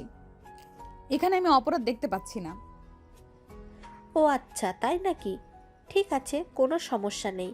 এটা আপনার অধীনস্থ এলাকা হলেও বাসায় কিন্তু আমার আইন চলে, এটা আপনি ভুলে যাবেন না। ঠিক আছে, এখানে আপনি আপনার আইন দেখান, বাসায় আমি আমার আইন দেখাবো। এই বলে নেহার আম্মু সেখান থেকে চলে গেলেন। এদিকে নেহা তখনই কনস্টেবলকে ডেকে নীলকে আবারও কাস্টাডির বাইরে নিয়ে আসলেন আর বলেন, এখান থেকে বের হয়ে সোজা বাসায় চলে যাবি। আর বাসা থেকে তোর কাপড় চোপড় গুছিয়ে নিয়ে আজকে চট্টগ্রাম চলে যাবি। আমি চাই না তুই এখানে থাক। তোর জন্য আমার অনেক প্রবলেম হচ্ছে। আমি আর কোনো প্রবলেমে পড়তে চাই না। কিন্তু মহারানী, সেটা তো হবে না। আমি এখানে এসেছি আপনাকে নিয়ে যেতে। আমি তো আপনাকে ছাড়া একা একা যাব না। আপনি যদি আমার সঙ্গে যান তাহলেই আমি যেতে পারি, নয়তো আমাকে এখানেই থেকে যেতে হবে। তোর এই আশা কোনোদিনও পূর্ণ হবে না। আমি কোনোদিনও তোর সঙ্গে কোথাও যাব না। আমি আমার বয়ফ্রেন্ডকে কথা দিয়েছি, আমি আমার বয়ফ্রেন্ডকে বিয়ে করব। তাহলে আমি কেন তোর সঙ্গে যাব? তুই এসব চিন্তা ভাবনা তোর মাথা থেকে ছেড়ে ফেলে দে। আমাকে নিয়ে চিন্তা করে কোনো লাভ হবে না, কারণ তুই আমাকে কোনোদিনই পাবি না। আমি আমার বয়ফ্রেন্ডের ছিলাম, বয়ফ্রেন্ডেরই থাকবো। নীল তখন কোনো কথা না বলে সেখান থেকে বের হয়ে সোজা নেহার বয়ফ্রেন্ডের সঙ্গে দেখা করতে চলে গেল। আর সেখানে গিয়ে সে গতকাল নেহাকে কিস করেছিল, সেটা ভিডিও করে রেখেছিল। সেটা নেহার বয়ফ্রেন্ডকে দেখালো। এটা দেখে তো নেহার বয়ফ্রেন্ড একদম তেলে বেগুনে জ্বলে গেল আর বলতে লাগলো, আমার মতো ছেলের সঙ্গে ডাবল টাইম এটা কখনো আমি হতে দিব না। এরকম বেইমান মেয়ের সঙ্গে আমি কখনোই রিলেশন রাখবো না। আমি আজকেই ব্রেকআপ করব। এই বলে সঙ্গে সঙ্গে হৃদয় নেহাকে ফোন করলো আর বলল, নেহা, কোথায় আছো তুমি? তুমি কি এক্ষুনি আমার সঙ্গে দেখা করতে পারবে? আমি তো এখন তোমার সঙ্গে কথা বলতে পারবো না, কারণ আমি একটা কেস নিয়ে ঝামেলায় পড়েছি। আমাকে এখন ওইটা সলভ করতে হবে। তোমার সঙ্গে দেখা করা এখন সম্ভব নয়। তুমি চাইলে বিকেলে আমি তোমার সাথে দেখা করতে পারি। না থাক, সেটার কোনো প্রয়োজন হবে না। কারণ আমি খুব ভালো করেই জানি এখন আমি পুরনো হয়ে গেছি। তোমার মতো মেয়ে মানুষদের পুরনো জিনিসের প্রতি কোনো আগ্রহ থাকে না। স্টপ স্টপ, অনেক বলেছো, আর বলতে হবে না। তুমি কি বলতে চাইছো আর কি বলবে সেটা আমি খুব ভালোভাবেই বুঝতে পেরেছি সোনা। আমি বলছি, আমি যদি টাইম পাস করার চেষ্টা করতাম তাহলে তোমার মতো বয়ফ্রেন্ডের 10-12টা ঝুলিয়ে রাখতে পারতাম, কিন্তু আমি সেরকম মেয়ে নই। তাই তোমার মতো একটা ছেলের পেছনে টাইম ওয়েস্ট করছিলাম। কিন্তু তুমি আমাকে ভুল বুঝলে। ব্যাপার না, আমি তোমাকে ভুলে যাব। তুমি আমার সঙ্গে ব্রেকআপ করতে চাও, এটাই বলতে চাও তো? ওকে, কোনো সমস্যা নেই। হ্যাঁ, একদমই তাই। আমি তোমার সঙ্গে ব্রেকআপ করতে চাই। আমি তোমার সঙ্গে আর এই রিলেশন কন্টিনিউ করতে চাই না। আমাদের দুজনের মধ্যে ভারতবর্ষ চলে এসেছে। এখানে আমার যাই কিছু করি না কেন, আমরা কোনোভাবেই রিলেশনটাকে কন্টিনিউ করতে পারবো না। এটা আজ না হোক কাল ভেঙে যাবে। তাই আমি চাই এক্ষুনি ব্রেকআপ করতে। ওকে ঠিক আছে, নো প্রবলেম, ব্রেকআপ ডান। এবার তো তুমি খুশি? যেটা চেয়েছিলে সেটাই হলো। আমি চাই তুমি চেয়েছো বলেই হলো। কারণ তুমি তো আমার মতো একটা পুরুষ আসক্ত থাকতে পারো না। তোমার তো 10-12টা লাগে, যার কারণে তুমি তোমার খালাতো ভাইয়ের সঙ্গে ডেট পর্যন্ত করেছো। চুপ, একদম চুপ। এসব নোংরা কথা বলতে মুখে বাঁধে না তোমার? চুপ, একদম চুপ। এসব নোংরা কথা বলতে তোমার মুখে বাঁধে না? কি বলছো জানো তুমি এসব? হ্যাঁ, আমি খুব ভালো করে জানি আমি কি বলেছি। আর এটাও খুব ভালো করে জানি আমি কাকে বলছি। সো এই ব্যাপার আমাকে কিছু বলতে এসো না। আমি খুব ভালো করেই বুঝতে পারছি তোমার সঙ্গে রিলেশন আর আমার হবে না। প্লিজ হৃদয়, তুমি আমার সঙ্গে এরকমটা করো না। আমি সত্যিই তোমাকে ভালোবাসি, তোমাকে হারাতে পারবো না। তুমি আমার জীবনের প্রথম আর শেষ ভালোবাসা। তোমার পরে আমার হৃদয় আর কারোর জায়গা হবে না। হয়েছে, হয়েছে। আমাকে এসব পাম্পারটি দিয়ে আর কোনো কাজ হবে না। যা হওয়ার তা হয়ে গেছে। এখন আর এই ব্যাপারে আমি কোনো কথা বলতে চাই না।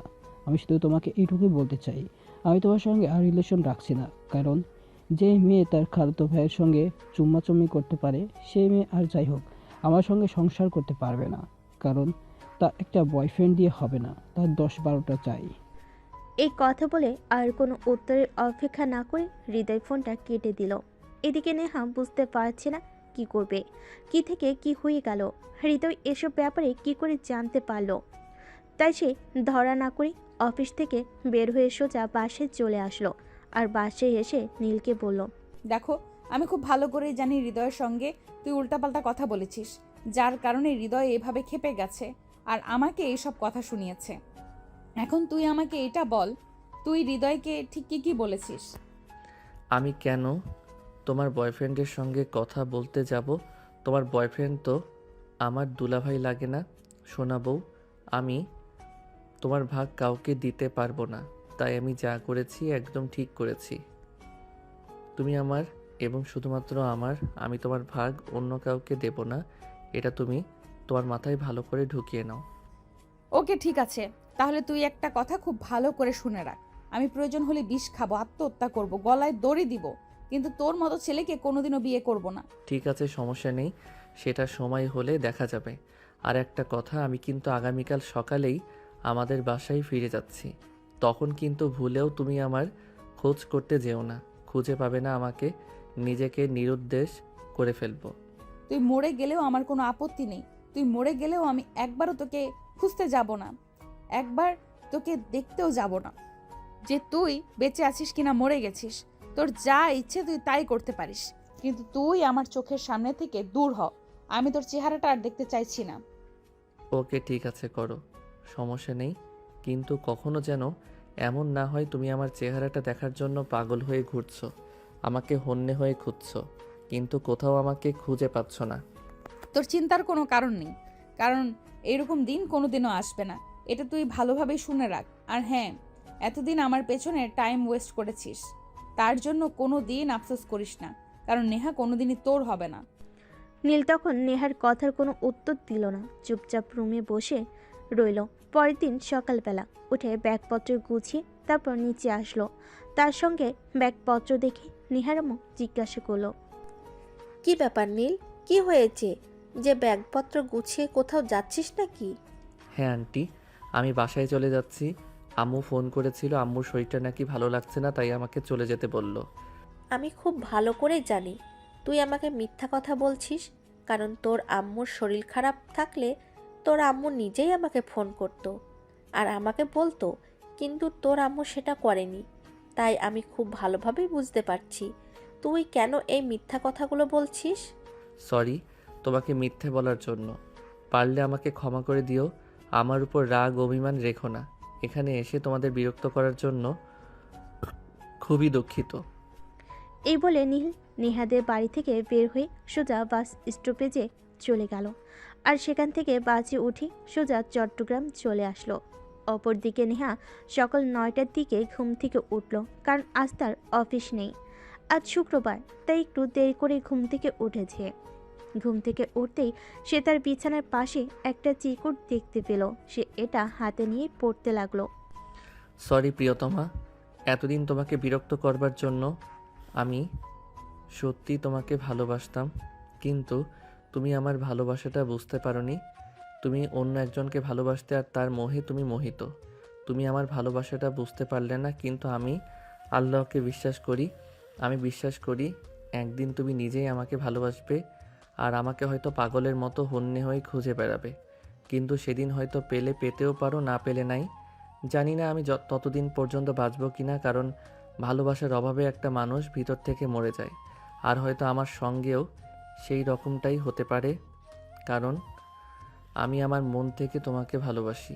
আমার মনের মণিকোঠার মানুষটা যখন থাকবে না, তখন জানি না আমার মনের অবস্থা আমি কি করে বাঁচবো। আমি তোমার চাইতে বয়সে ছোট, সেটা ঠিক আছে, কিন্তু একটা কথা মনে রেখো, ভালোবাসা কখনো বলে আসে না।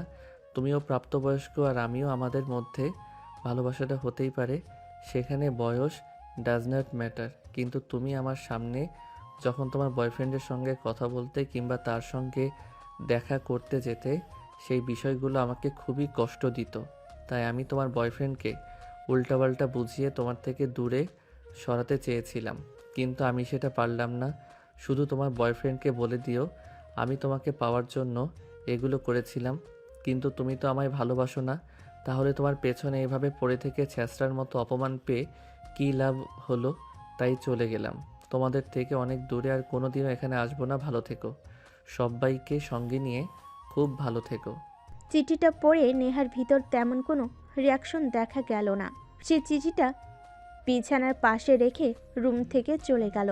তারপর ফ্রেশ হয়ে নাস্তা করে রুমে এসে হৃদয়কে ফোন করলো, কিন্তু হৃদয় তার ফোনটা তুলছে না। তাই সে বাধ্য হয়ে হৃদয় যেখানে থাকে, হোস্টেলে, সেখানে চলে গেল। নেহা সেখানে গিয়ে দেখতে পেল হৃদয় তার বন্ধুদের নিয়ে মদ মস্তি করছে, যেটা নেহা কোনো দিনই হৃদয়ের কাছ থেকে আশা করেনি। সে অনেকটাই রেগে গেল আর হৃদয়ের সামনে দাঁড়িয়ে বলতে লাগলো, কি ব্যাপার হৃদয়, এগুলো কি হচ্ছে? তুমি রুমে তোমার রুমমেটদের নিয়ে নেশা করছো? এটা আমি কোনোদিনও তোমার কাছ থেকে আশা করিনি। তুমি তোমার খালাতো ভাইকে নিয়ে পরিনষ্টি করবে, চুম্মাচুম্মি করবে, যা ইচ্ছে তাই করবে। সেগুলো কি আমি তোমার কাছ থেকে আশা করছিলাম?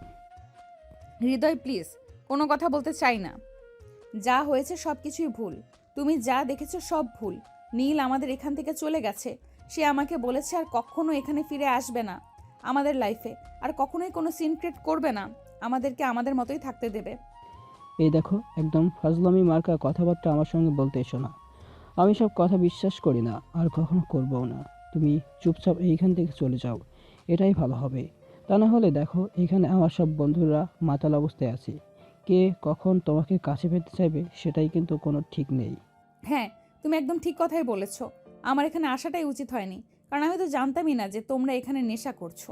তাহলে তো আমি পুলিশ নিয়ে তারপর আসতাম, তোমাদেরকে কাস্টাডিতে ঢুকাতাম।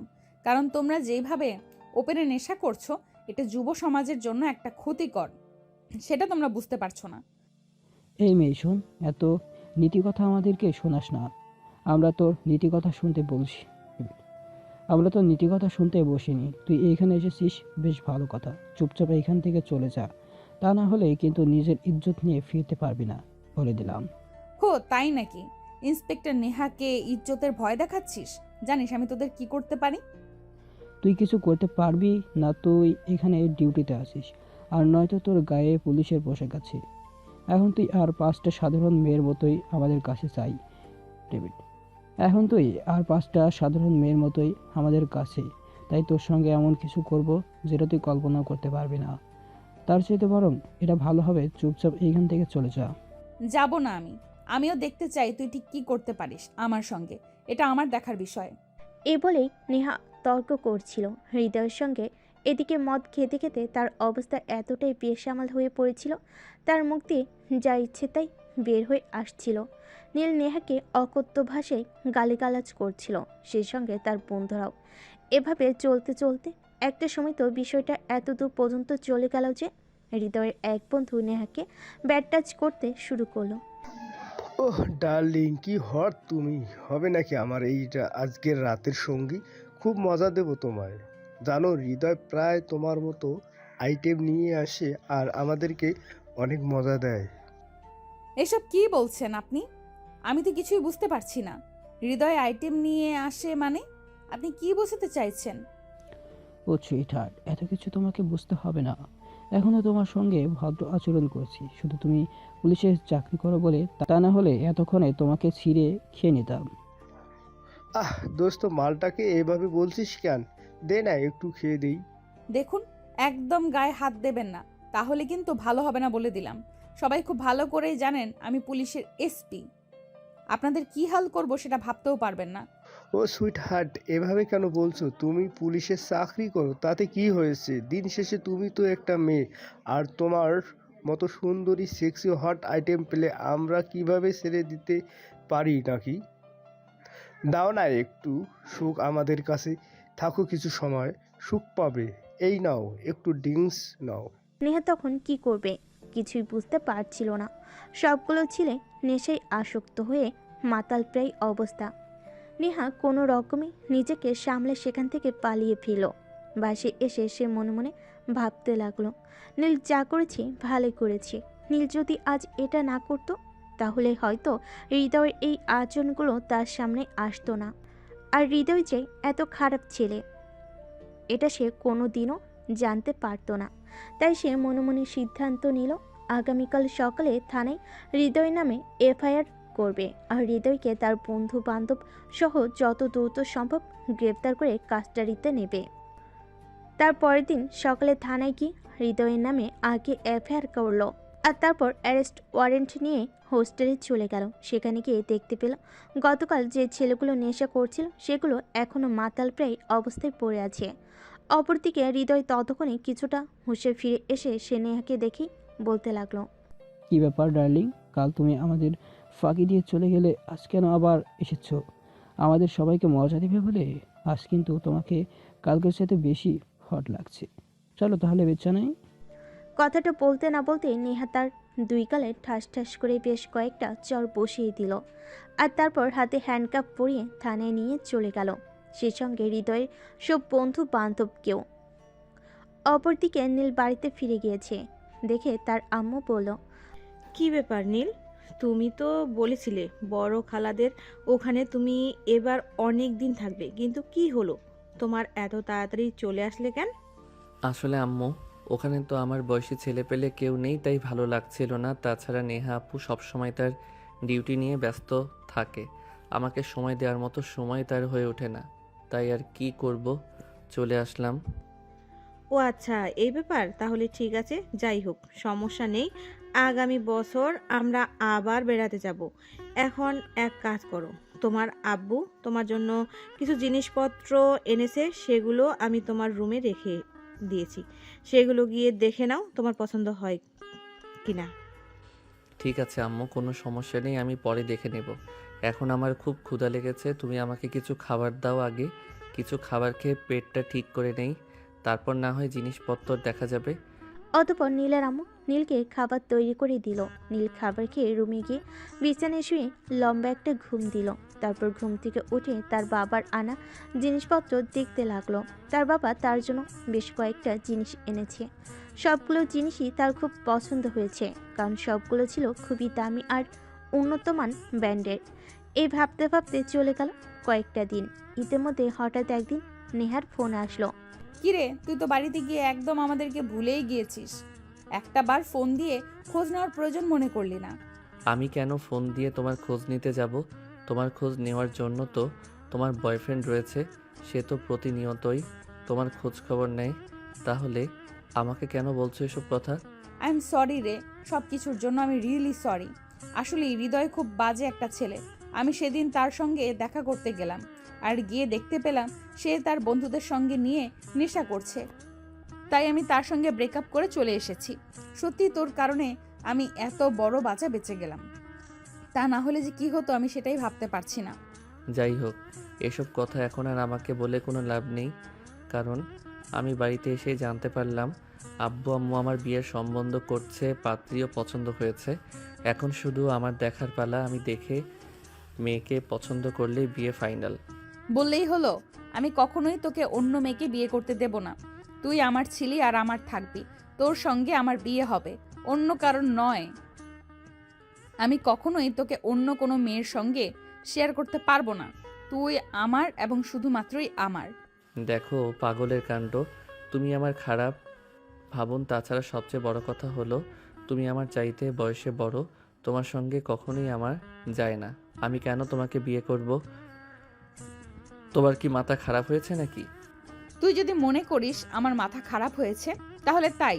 আমি তোকে আর কিছুই বলতে চাই না, শুধু এইটুকু বলতে চাই, জীবনে যদি বিয়ে করি তাহলে তোকেই করব, এবং তোকেও আমাকে ছাড়া অন্য কোনো মেয়েকে বিয়ে করতে দিব না।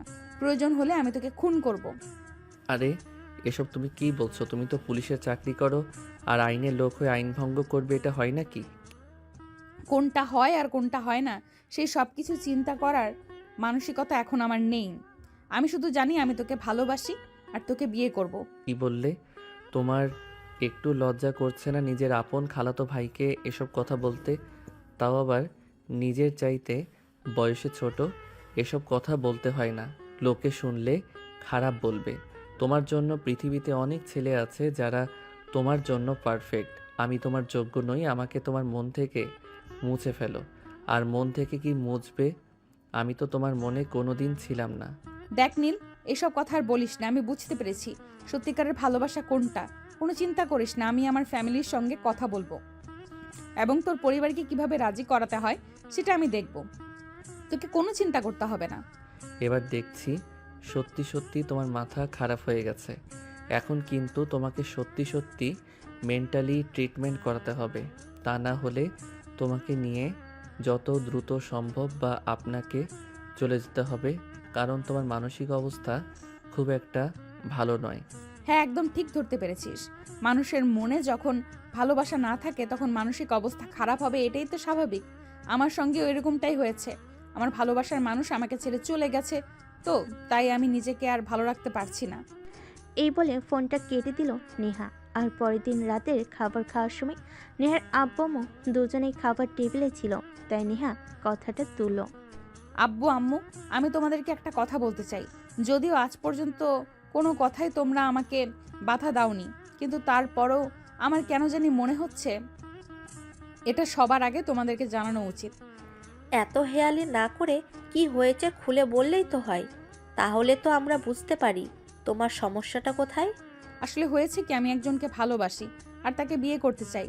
এটাই তোমাদেরকে বলতে চাইছিলাম, কারণ তোমরা যা বলবে। এই কথাটা আবার এভাবে বলার কি আছে? তুই কাউকে ভালোবাসিস আর আমরা তার সঙ্গে তোর বিয়ে দেব, ব্যাস এটুকুই তো। তুই আমাদের মেয়ে, বড় হয়েছিস, চাকরি করছিস, আমরা কেন তোর ইচ্ছাকে গুরুত্ব দেব না বল? হ্যাঁ আম্মু, আসলে বিষয়টা সেরকম নয়। বিষয়টা হলো আমি একজনকে ভালোবাসি, এবং যে আমার চাইতে বয়সে ছোট এবং আমাদের আত্মীয়ের মধ্যে। এসব তুই কি বলছিস? তোর কি মাথা ঠিক আছে?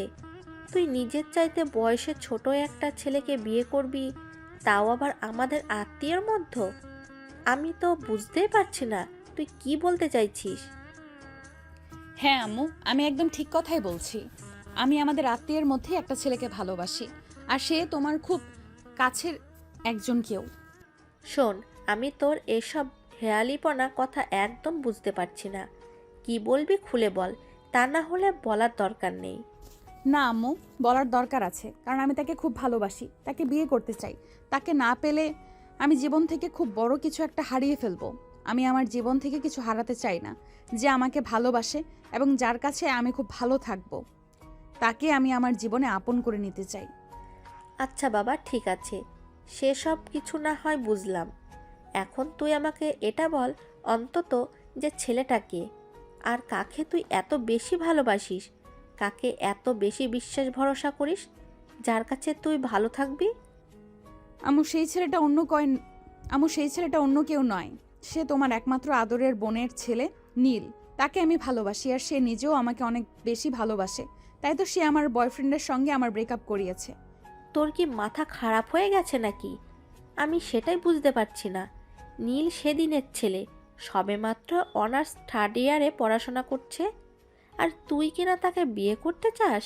হ্যাঁ আম্মু, একদম ঠিক শুনতে পেয়েছো।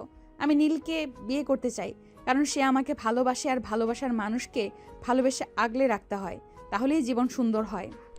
এসব কথাবার্তা নেহার আব্বু চুপচাপ বসে বসে শুনছিলেন। তিনি কোনো উত্তরই দিচ্ছিলেন না। তাদের দুজনের কথা বলা শেষ হলে নেহার আব্বু বলেন, ঠিক আছে, আমি তোমার কথা মেনে নিলাম। আমি এ ব্যাপারে নীলের আব্বু আম্মুর সঙ্গে কথা বলবো। যদি তারা রাজি থাকেন তো আমি তোমাদের দুইজনকে এক করে দিতে পারি। ঠিক আছে আব্বু, থ্যাংক ইউ সো মাচ। আমি জানতাম আব্বু, আমাদের এই ব্যাপারে কোনো সহযোগিতা না করলেও তুমি আমাকে অনেক সহযোগিতা করবে, কারণ আমি তোমার একমাত্র আদরের রাজকন্যা। তুমি আমাকে সহযোগিতা না করে থাকতেই পারো না। 10টা না 5টা না, আমি তোমার একটা মাত্র মেয়ে বলে কথা। হয়েছে হয়েছে, আমাকে আর পাম দেওয়া কোনো প্রয়োজন নেই, কারণ আমি খুব ভালো করেই জানি আমার মেয়ে কোথায় সুখে থাকবে সেটা আমার মেয়ে নিজেই খুব ভালোভাবে বুঝবে। তাই আমি তোমার উপর এই সিদ্ধান্তটা ছেড়ে দিয়েছিলাম। তা না হলে তুমি যথেষ্ট বড় হয়েছ। আমি তোমাকে আগেই বিয়ে দিয়ে দিতাম, কিন্তু আমি চাইতাম তোমার নিজের লাইফের সিদ্ধান্ত তুমি নিজেই নাও। হ্যাঁ আব্বু, you are so good. Thank you so much আব্বু, থ্যাংক ইউ সো মাচ। আমি তোমাকে বলে বোঝাতে পারবো না আজ আমি কতটা খুশি। তুমি আমার জীবনে আজ কতটা খুশি এনে দিয়েছো। ঠিক আছে মামনি, এখন তুমি নিজের রুমে যাও আর বিশ্রাম নাও। আমি নীলের আব্বু আম্মুর সঙ্গে কথা বলে তারপর তোমাকে জানাবো। নেহা তখন নিজের রুমে চলে গেল। আর এইদিকে 2-3 দিন পর নেহার আব্বু নীলের বাড়িতে ফোন দিল আর নীলের আম্মুর সঙ্গে কথা বলল। আসসালামু আলাইকুম। সালিকা, কি অবস্থা, কেমন আছো? ওয়ালাইকুম আসসালাম। এই তো আল্লাহর অশেষ রহমতে ভালোই আছি। আপনাদের কি খবর? আপনারা কেমন আছেন? আর নেহা মামুনি কেমন আছে? এই তো আল্লাহর রহমতে ভালোই আছি সবাই। আসলে আমি তোমার সঙ্গে একটা ব্যাপারে কথা বলতে ফোন দিয়েছিলাম। নীলের আব্বু কি বাসায় আছে? হ্যাঁ, বাসায় আছে, এবং আমরা একসঙ্গেই বসে গল্প করছিলাম। আর তখনই আপনি ফোন দিলেন। কেন, কি হয়েছে বলেন তো শুনি। আসলে নেহা আর নীল দুজনকে ভালোবাসে, কিন্তু বিষয়টা তোমাদের জানাতে লজ্জা পাচ্ছিল। তাই নেহা আমাকে বলল, আর আমি তোমাকে বললাম। এখন ভেবে দেখো কি করবে। এটা আপনি কি বলছেন? নেহা নীলের চাইতে বয়সে বড়। তাছাড়া নীলের আব্বু এটা মেনে নিবে কিনা সেটা আমি জানি না। তাই আমি আপনাকে কিছুই বলতে পারছি না। আপনি নীলের আব্বুর সঙ্গে কথা বলেন, তারপর দেখেন কি হয়। এ বলে নীলের আম্মু ফোনটা নীলের আব্বুর দিকে এগিয়ে দিল এবং নীলের আব্বু নেহার আব্বুর সাথে কথা বলে এবং দুজনেই সহমত পোষণ করেন, কারণ ভালোবাসায় বাধা প্রদান করা ঠিক নয়। আমাদের উচিত ভালোবাসাকে সম্মান জানানো। এবং ভালোবাসার মানুষদেরকে তাদের ভালোবাসা ফিরে পেতে কিংবা খুঁজে পেতে সহযোগিতা করা। তাই তারা দুজনে সিদ্ধান্ত নিলেন নীল আর নেহাকে বিয়ে করাবেন। কথাটা আড়াল থেকে নীল শুনছিল, তাই তখন সে দূরে নিজের রুমে চলে গেল আর সঙ্গে সঙ্গে নেহাকে ফোন দিল। তাহলে জানেমান, অবশেষে তুমি আমার হতে চলেছ, তাই না? হ্যাঁ, তোমার না হয়ে তো উপায় নেই, কারণ তুমি একমাত্র পুরুষ যে কিনা আমার মতো পুলিশের এসপির মনে জায়গা করতে পেরেছো। তাহলে কি তোমাকে বিয়ে না করে কোনো উপায় আছে? এরপর দুই পরিবারের সম্মতিতে তাদের দুজনের বিয়ে হয়ে গেল। এদিকে বিয়ের পর নীল অনার্স কমপ্লিট করে তার বাবার ব্যবসা দেখাশোনা করে, অপরদিকে নেহা পুলিশের চাকরি করে। তাই দুজনের সময় মতো দুজন কারোর সঙ্গে টাইম স্পেন্ড করতে পারে না। এটা নিয়ে নীলের অনেক মাথা ব্যথা। নেহা দেখো, আমি চাই না তুমি এই চাকরিটা করো, কারণ এখন তোমার বিয়ে হয়েছে, প্রায় 2 বছর হতে চললো। এখনও আমাদের সংসারে একটা বাচ্চা কাচ্চা আসেনি। বাচ্চা না আসলে সংসারে কি শান্তি হয় বলো? হ্যাঁ, এটা আমিও মনে মনে ভাবছিলাম তোমাকে বলবো, কিন্তু তখনই তুমি আমাকে বলে দিলে। আমিও চিন্তা করছি চাকরিটা ছেড়ে দেব, কারণ একটা মেয়ের জীবনে বাচ্চা না থাকলে তার জীবনটাই অসম্পূর্ণ লাগে। হ্যাঁ, তুমি সেটাই করো, কারণ এই মুহূর্তে অনেক মেয়ে আছে যারা দীর্ঘ সময় নিজেদের ক্যারিয়ার করতে গিয়ে নিজেকে নিষ্ফলা বানিয়ে ফেলে, কখনোই সন্তানের মুখ দেখতে পারে না। আমি চাই না আমাদের সঙ্গে সেরকম কিছু হোক। আমাদের ঘরে একটা ফুটফুটে সন্তান আসুক, হোক না সেই মেয়ে। তাছাড়া আমি তো মেয়েকে ভালোবাসি, আমার মেয়ে সন্তান হলেও কোনো আপত্তি নেই, বরং আমরা সবাই খুব খুশি হব। তোমার কথাটা আমার মনে একটু খটকা লাগলো, কারণ মেয়ে বলে কি তারা মানুষ নয়? মেয়েদের কি বেঁচে থাকার অধিকার নেই, ভালোবাসার অধিকার নেই? হ্যাঁ, অবভিয়াসলি সব কিছুই আছে, কারণ মেয়ে মানুষ না থাকলে পৃথিবীটা এত সুন্দর হতো না। আমি তোমাকে এই কথাটা বলেছি, তার পেছনের কারণ হলো অনেক ফ্যামিলি আছে যারা মেয়ে মানুষ জন্ম নিলে সেটাকে ভালোভাবে দেখে না। তারা সবসময় ছেলে মানুষকেই শুভ বলে মনে করে, কিন্তু আমি মনে করি মেয়ে হলো ঘরের লক্ষ্মী মেয়ে। যে ঘরে থাকে না সেই ঘরে কখনো লক্ষ্মী থাকে না। এই যে দেখো, তুমি আমাদের বাড়িতে আসার পর থেকে আমাদের ব্যবসায় কত প্রফিট আসছে। এখন 1 বছরে যা প্রফিট আসছে, যেটা বিগত 5 বছরেও হয়নি। ওরে বাবা রে বাবা, বউয়ের প্রশংসা করা হচ্ছে বুঝি? আমি কি মেয়ে মানুষ নই? আমি কি এতদিন এই বাড়িতে ছিলাম না? আমার কারণে কি এই সংসারে অশুভ কিছু হয়েছে নাকি? এই হলো তোমাদের মেয়েদের একটা সমস্যা। একটা মেয়ের সামনে আর একটা মেয়ের প্রশংসা ভুলেও করা যাবে না। আর যদি সেটা করেই ফেলি তাহলে তো মহাভারত অশুদ্ধ হয়ে যাবে। আমি কি বলেছি কখনো তোমার জন্য আমাদের ফ্যামিলিতে অশুভ কিছু হয়েছে? হ্যাঁ, তুমি আসার পর থেকে বাবার বিজনেস হয়েছে, অনেক কিছু পেয়েছে যেগুলো আগে ছিল না, কিন্তু নেহা আসার পর থেকে সেগুলো আরও ক্রমশ বৃদ্ধি পাচ্ছে। হ্যাঁ, সেটাই তো। যত প্রশংসা নিজের বউয়ের বেলায় করবে, মায়ের বেলা তো কিছুই না। মা তো মাই হয়, মা তো আর ছেড়ে যাবে না, তাই মায়ের প্রশংসা করতে হয় না। উফ, তোমাদের জ্বালায় আর বাঁচি না। সারাক্ষণ শুধু কথা কাটাকাটি আর ঝগড়াঝাটি করতেই হবে। তোমরা এমন কেন বলো তো? আমায় কিন্তু ঝগড়াঝাটি আর কথা কাটাকাটি একদম ভালো লাগে না। ঠিক আছে বাবা, ঠিক আছে, আর কোনো কথা কাটাকাটি নাই। এখন কথা একটাই, তুমি আর চাকরি করবে না। আগামীকালকে অফিসে গিয়ে রেজিগনেশন লেটার লিখবে এবং আগামী 3 মাস পরেই চাকরি ছেড়ে দেবে। তারপর আমরা বেবি নেওয়ার ট্রাই করব। আর যদি তাতেও না হয় তাহলে আমরা ডক্টর দেখাবো। আচ্ছা ঠিক আছে, এবার ডাইনিং টেবিলে চলো। আমি সবার জন্য আজ নিজের হাতে খাবার তৈরি করেছি, সবাই একসঙ্গে বসে খাবো। কতদিন সবাই একসঙ্গে বসে খাবার খাওয়া হয় না, সেটা তো একদম ভুলেই গিয়েছি। এ বলে সবাই একসঙ্গে খাবার টেবিলে চলে গেল। আর খাওয়া দাওয়া শেষ করে সবাই যার যার মতো নিজেদের রুমে চলে গেল। নেহা রুমে এসে বিছানা গোছাতে থাকলো। তখনই নীল পেছন থেকে এসে নেহাকে জড়িয়ে ধরে বলল, তা ম্যাডাম চলুন না, আজ রাতে 1 রাউন্ড খেলি। অনেক দিন আপনার সঙ্গে টাইম করা হয় না, কারণ আমি যখন বাসায় আসি তখন আপনি ব্যস্ত থাকেন, আর আমি যখন ব্যস্ত থাকি তখন আপনি ফ্রি থাকেন। এই, আজ না, আজ এমনিতেই অনেক কাজ করেছি, টায়ার্ড লাগছে, ঘুমাবো। একদমই না ম্যাডাম, আমি আপনাকে সেটা করতে দিচ্ছি না, কারণ অনেক দিন পর আপনাকে পেয়েছি। আজ তো আপনার সঙ্গে এক রাউন্ড খেলতেই হবে, তা না হলে আমার ওইটাকে যে আর সামলাতে পারছি না। ওটাকেও তো কিছু খাওয়াতে হয়, তাই না? হ্যাঁ, যত সব ফাজলামি সব সময় করা লাগবে। আপনারা দেখুন, এ সব কিছু হবে না। আমি এখন ঘুমাবো, আর আপনি আমাকে কোনো বিরক্ত করবেন না, এটাই আমার শেষ কথা। কিন্তু কে শুনে কার কথা? নীল নেহাকে পা জকলে তুলে নিল আর বিছানায় শুইয়ে দিল। আর তারপর কি কিছু বলা লাগে নাকি? দুজন ভালোবাসার মহাসমুদ্রে ডুবে গেল আর একে অপরকে ভালোবাসার মহিমায় ভরিয়ে দিতে থাকলো।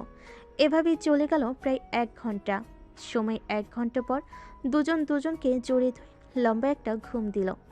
এরপর একদম সকাল 9টায় ঘুম থেকে উঠল। তারপর আবারও শুরু হলো যান্ত্রিক জীবন। এটাই হলো প্রতিদিনকার রুটিন। এভাবে চলে শহরের মানুষের ব্যস্তময় দিনগুলো।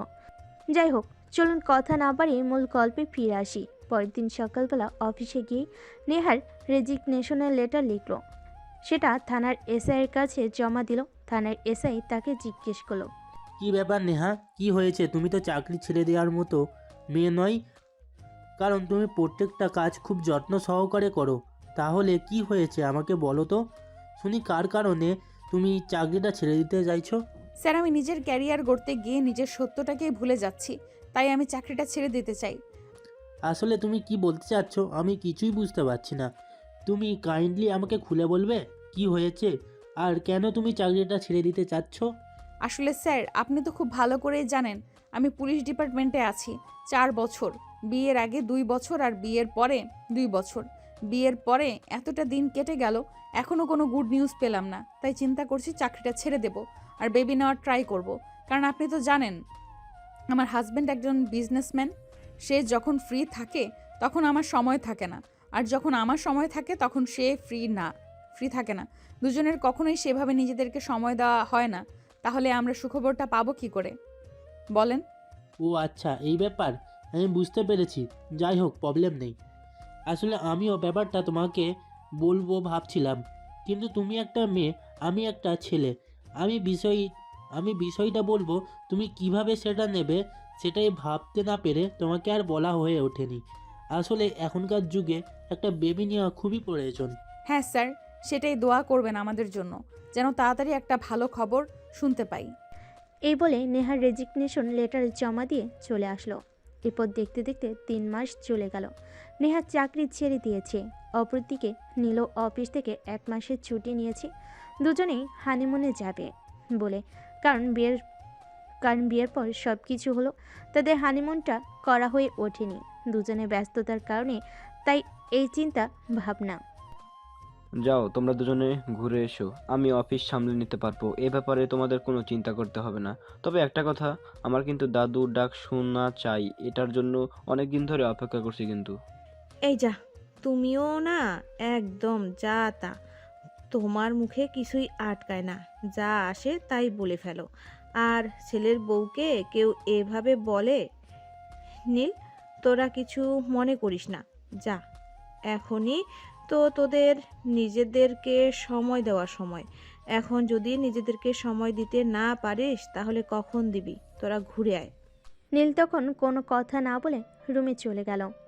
আর পরের দিন সকাল হতে না হতেই লাগেজ গুছিয়ে বউকে নিয়ে চলে গেল হানিমুনে। তারা দুজনে ব্যাংককে এসেছে। সেখানে সারাদিন ঘোরাঘুরি করে সন্ধ্যায় একটা রেস্টুরেন্টে উঠল। সেখান থেকে খাওয়া দাওয়া শেষ করে সোজা চলে গেল ব্যাংককে একটা নামি দামি হোটেলে। সেখানেই আগে থেকে তাদের জন্য বুকিং করা ছিল, তাই তাদেরকে আর তেমন কোনো বেগ পেতে হলো না হোটেল খুঁজবার জন্য। হোটেলে এসে দুজনে ফ্রেশ হয়ে শাওয়ার নিয়ে তারপর বিছানায় শরীরটাকে এলিয়ে দিল। দুজনেই খুবই ক্লান্ত, মনে হচ্ছিল যেন বিছানায় শোয়ার আগে ঘুমিয়ে পড়বে। কিন্তু সেটা বলে কি চলবে? তারা হানিমুন করতে এসেছে, এখনই তো সময় নিজেদেরকে সময় দেওয়ার। তাই নীল 7-5 চিন্তা না করে নেহাকে নিজের কাছে টেনে নিয়েছিল আর আলতো করে নেহার সারা শরীরে ভালোবাসার পরশ এঁকে দিচ্ছিল। নেহা তখন তাকে বাধা দিয়ে বলল, আর এসব কি করছো তুমি?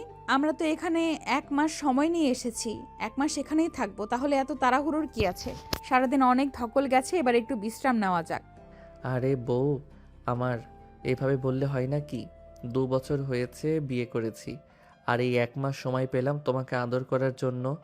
এখন কি আর আমি একটা মিনিট সময় নষ্ট করতে পারি? পুরো 1 মাস তোমায় মন ভরে আদর ভালোবাসা দিয়ে ভরিয়ে দেব। কোনটা বাড়াবে, আমার মন নাকি আমার পেট?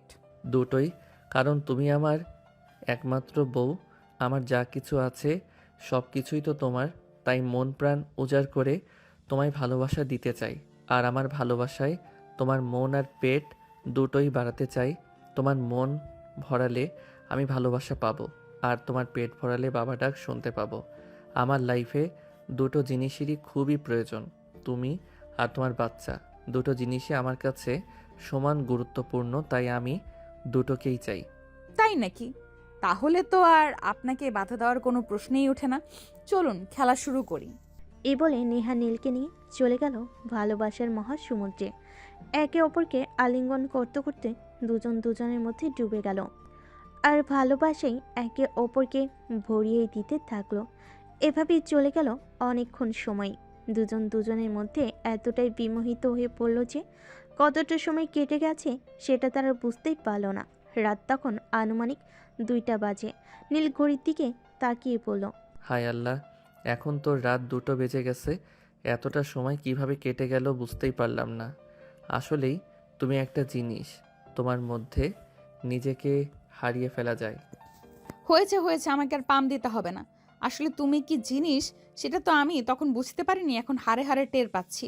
তোমার চোখে তাকিয়ে সমস্ত পৃথিবী ভুলে থাকা যায়। যাই হোক, এখন আর কথা না বাড়িয়ে ঘুমাও, তা না হলে শরীর খারাপ করবে। এই বলে দুজন দুজনকে শক্ত করে জড়িয়ে ধরে ঘুমিয়ে পড়ল। আর এভাবেই তৈরি হলো তাদের নতুন একটা ভালোবাসার গল্প। তো ভিউয়ার্স, গল্পটা আপনাদের কাছে কেমন লেগেছে কমেন্টে জানাতে ভুলবেন না। এতক্ষণ আমাদের সঙ্গে থাকার জন্য অনেক অনেক ধন্যবাদ। আর অবশ্যই গল্পটি ভালো লাগলে সুন্দর একটা কমেন্ট করে আমাদেরকে উৎসাহিত করবেন। আপনার একটা সুন্দর কমেন্ট আমাদেরকে নতুন গল্প লিখতে উৎসাহিত করে। অনেক অনেক শুভ কামনা রইল আপনাদের জন্য, এবং আপনারাও আমাদের জন্য দোয়া করবেন যেন আমরা ভালো থাকতে পারি এবং আপনাদের মাঝে সুন্দর সুন্দর ভালোবাসার গল্প নিয়ে উপস্থিত হতে পারি। ভালো থাকবেন সবাই।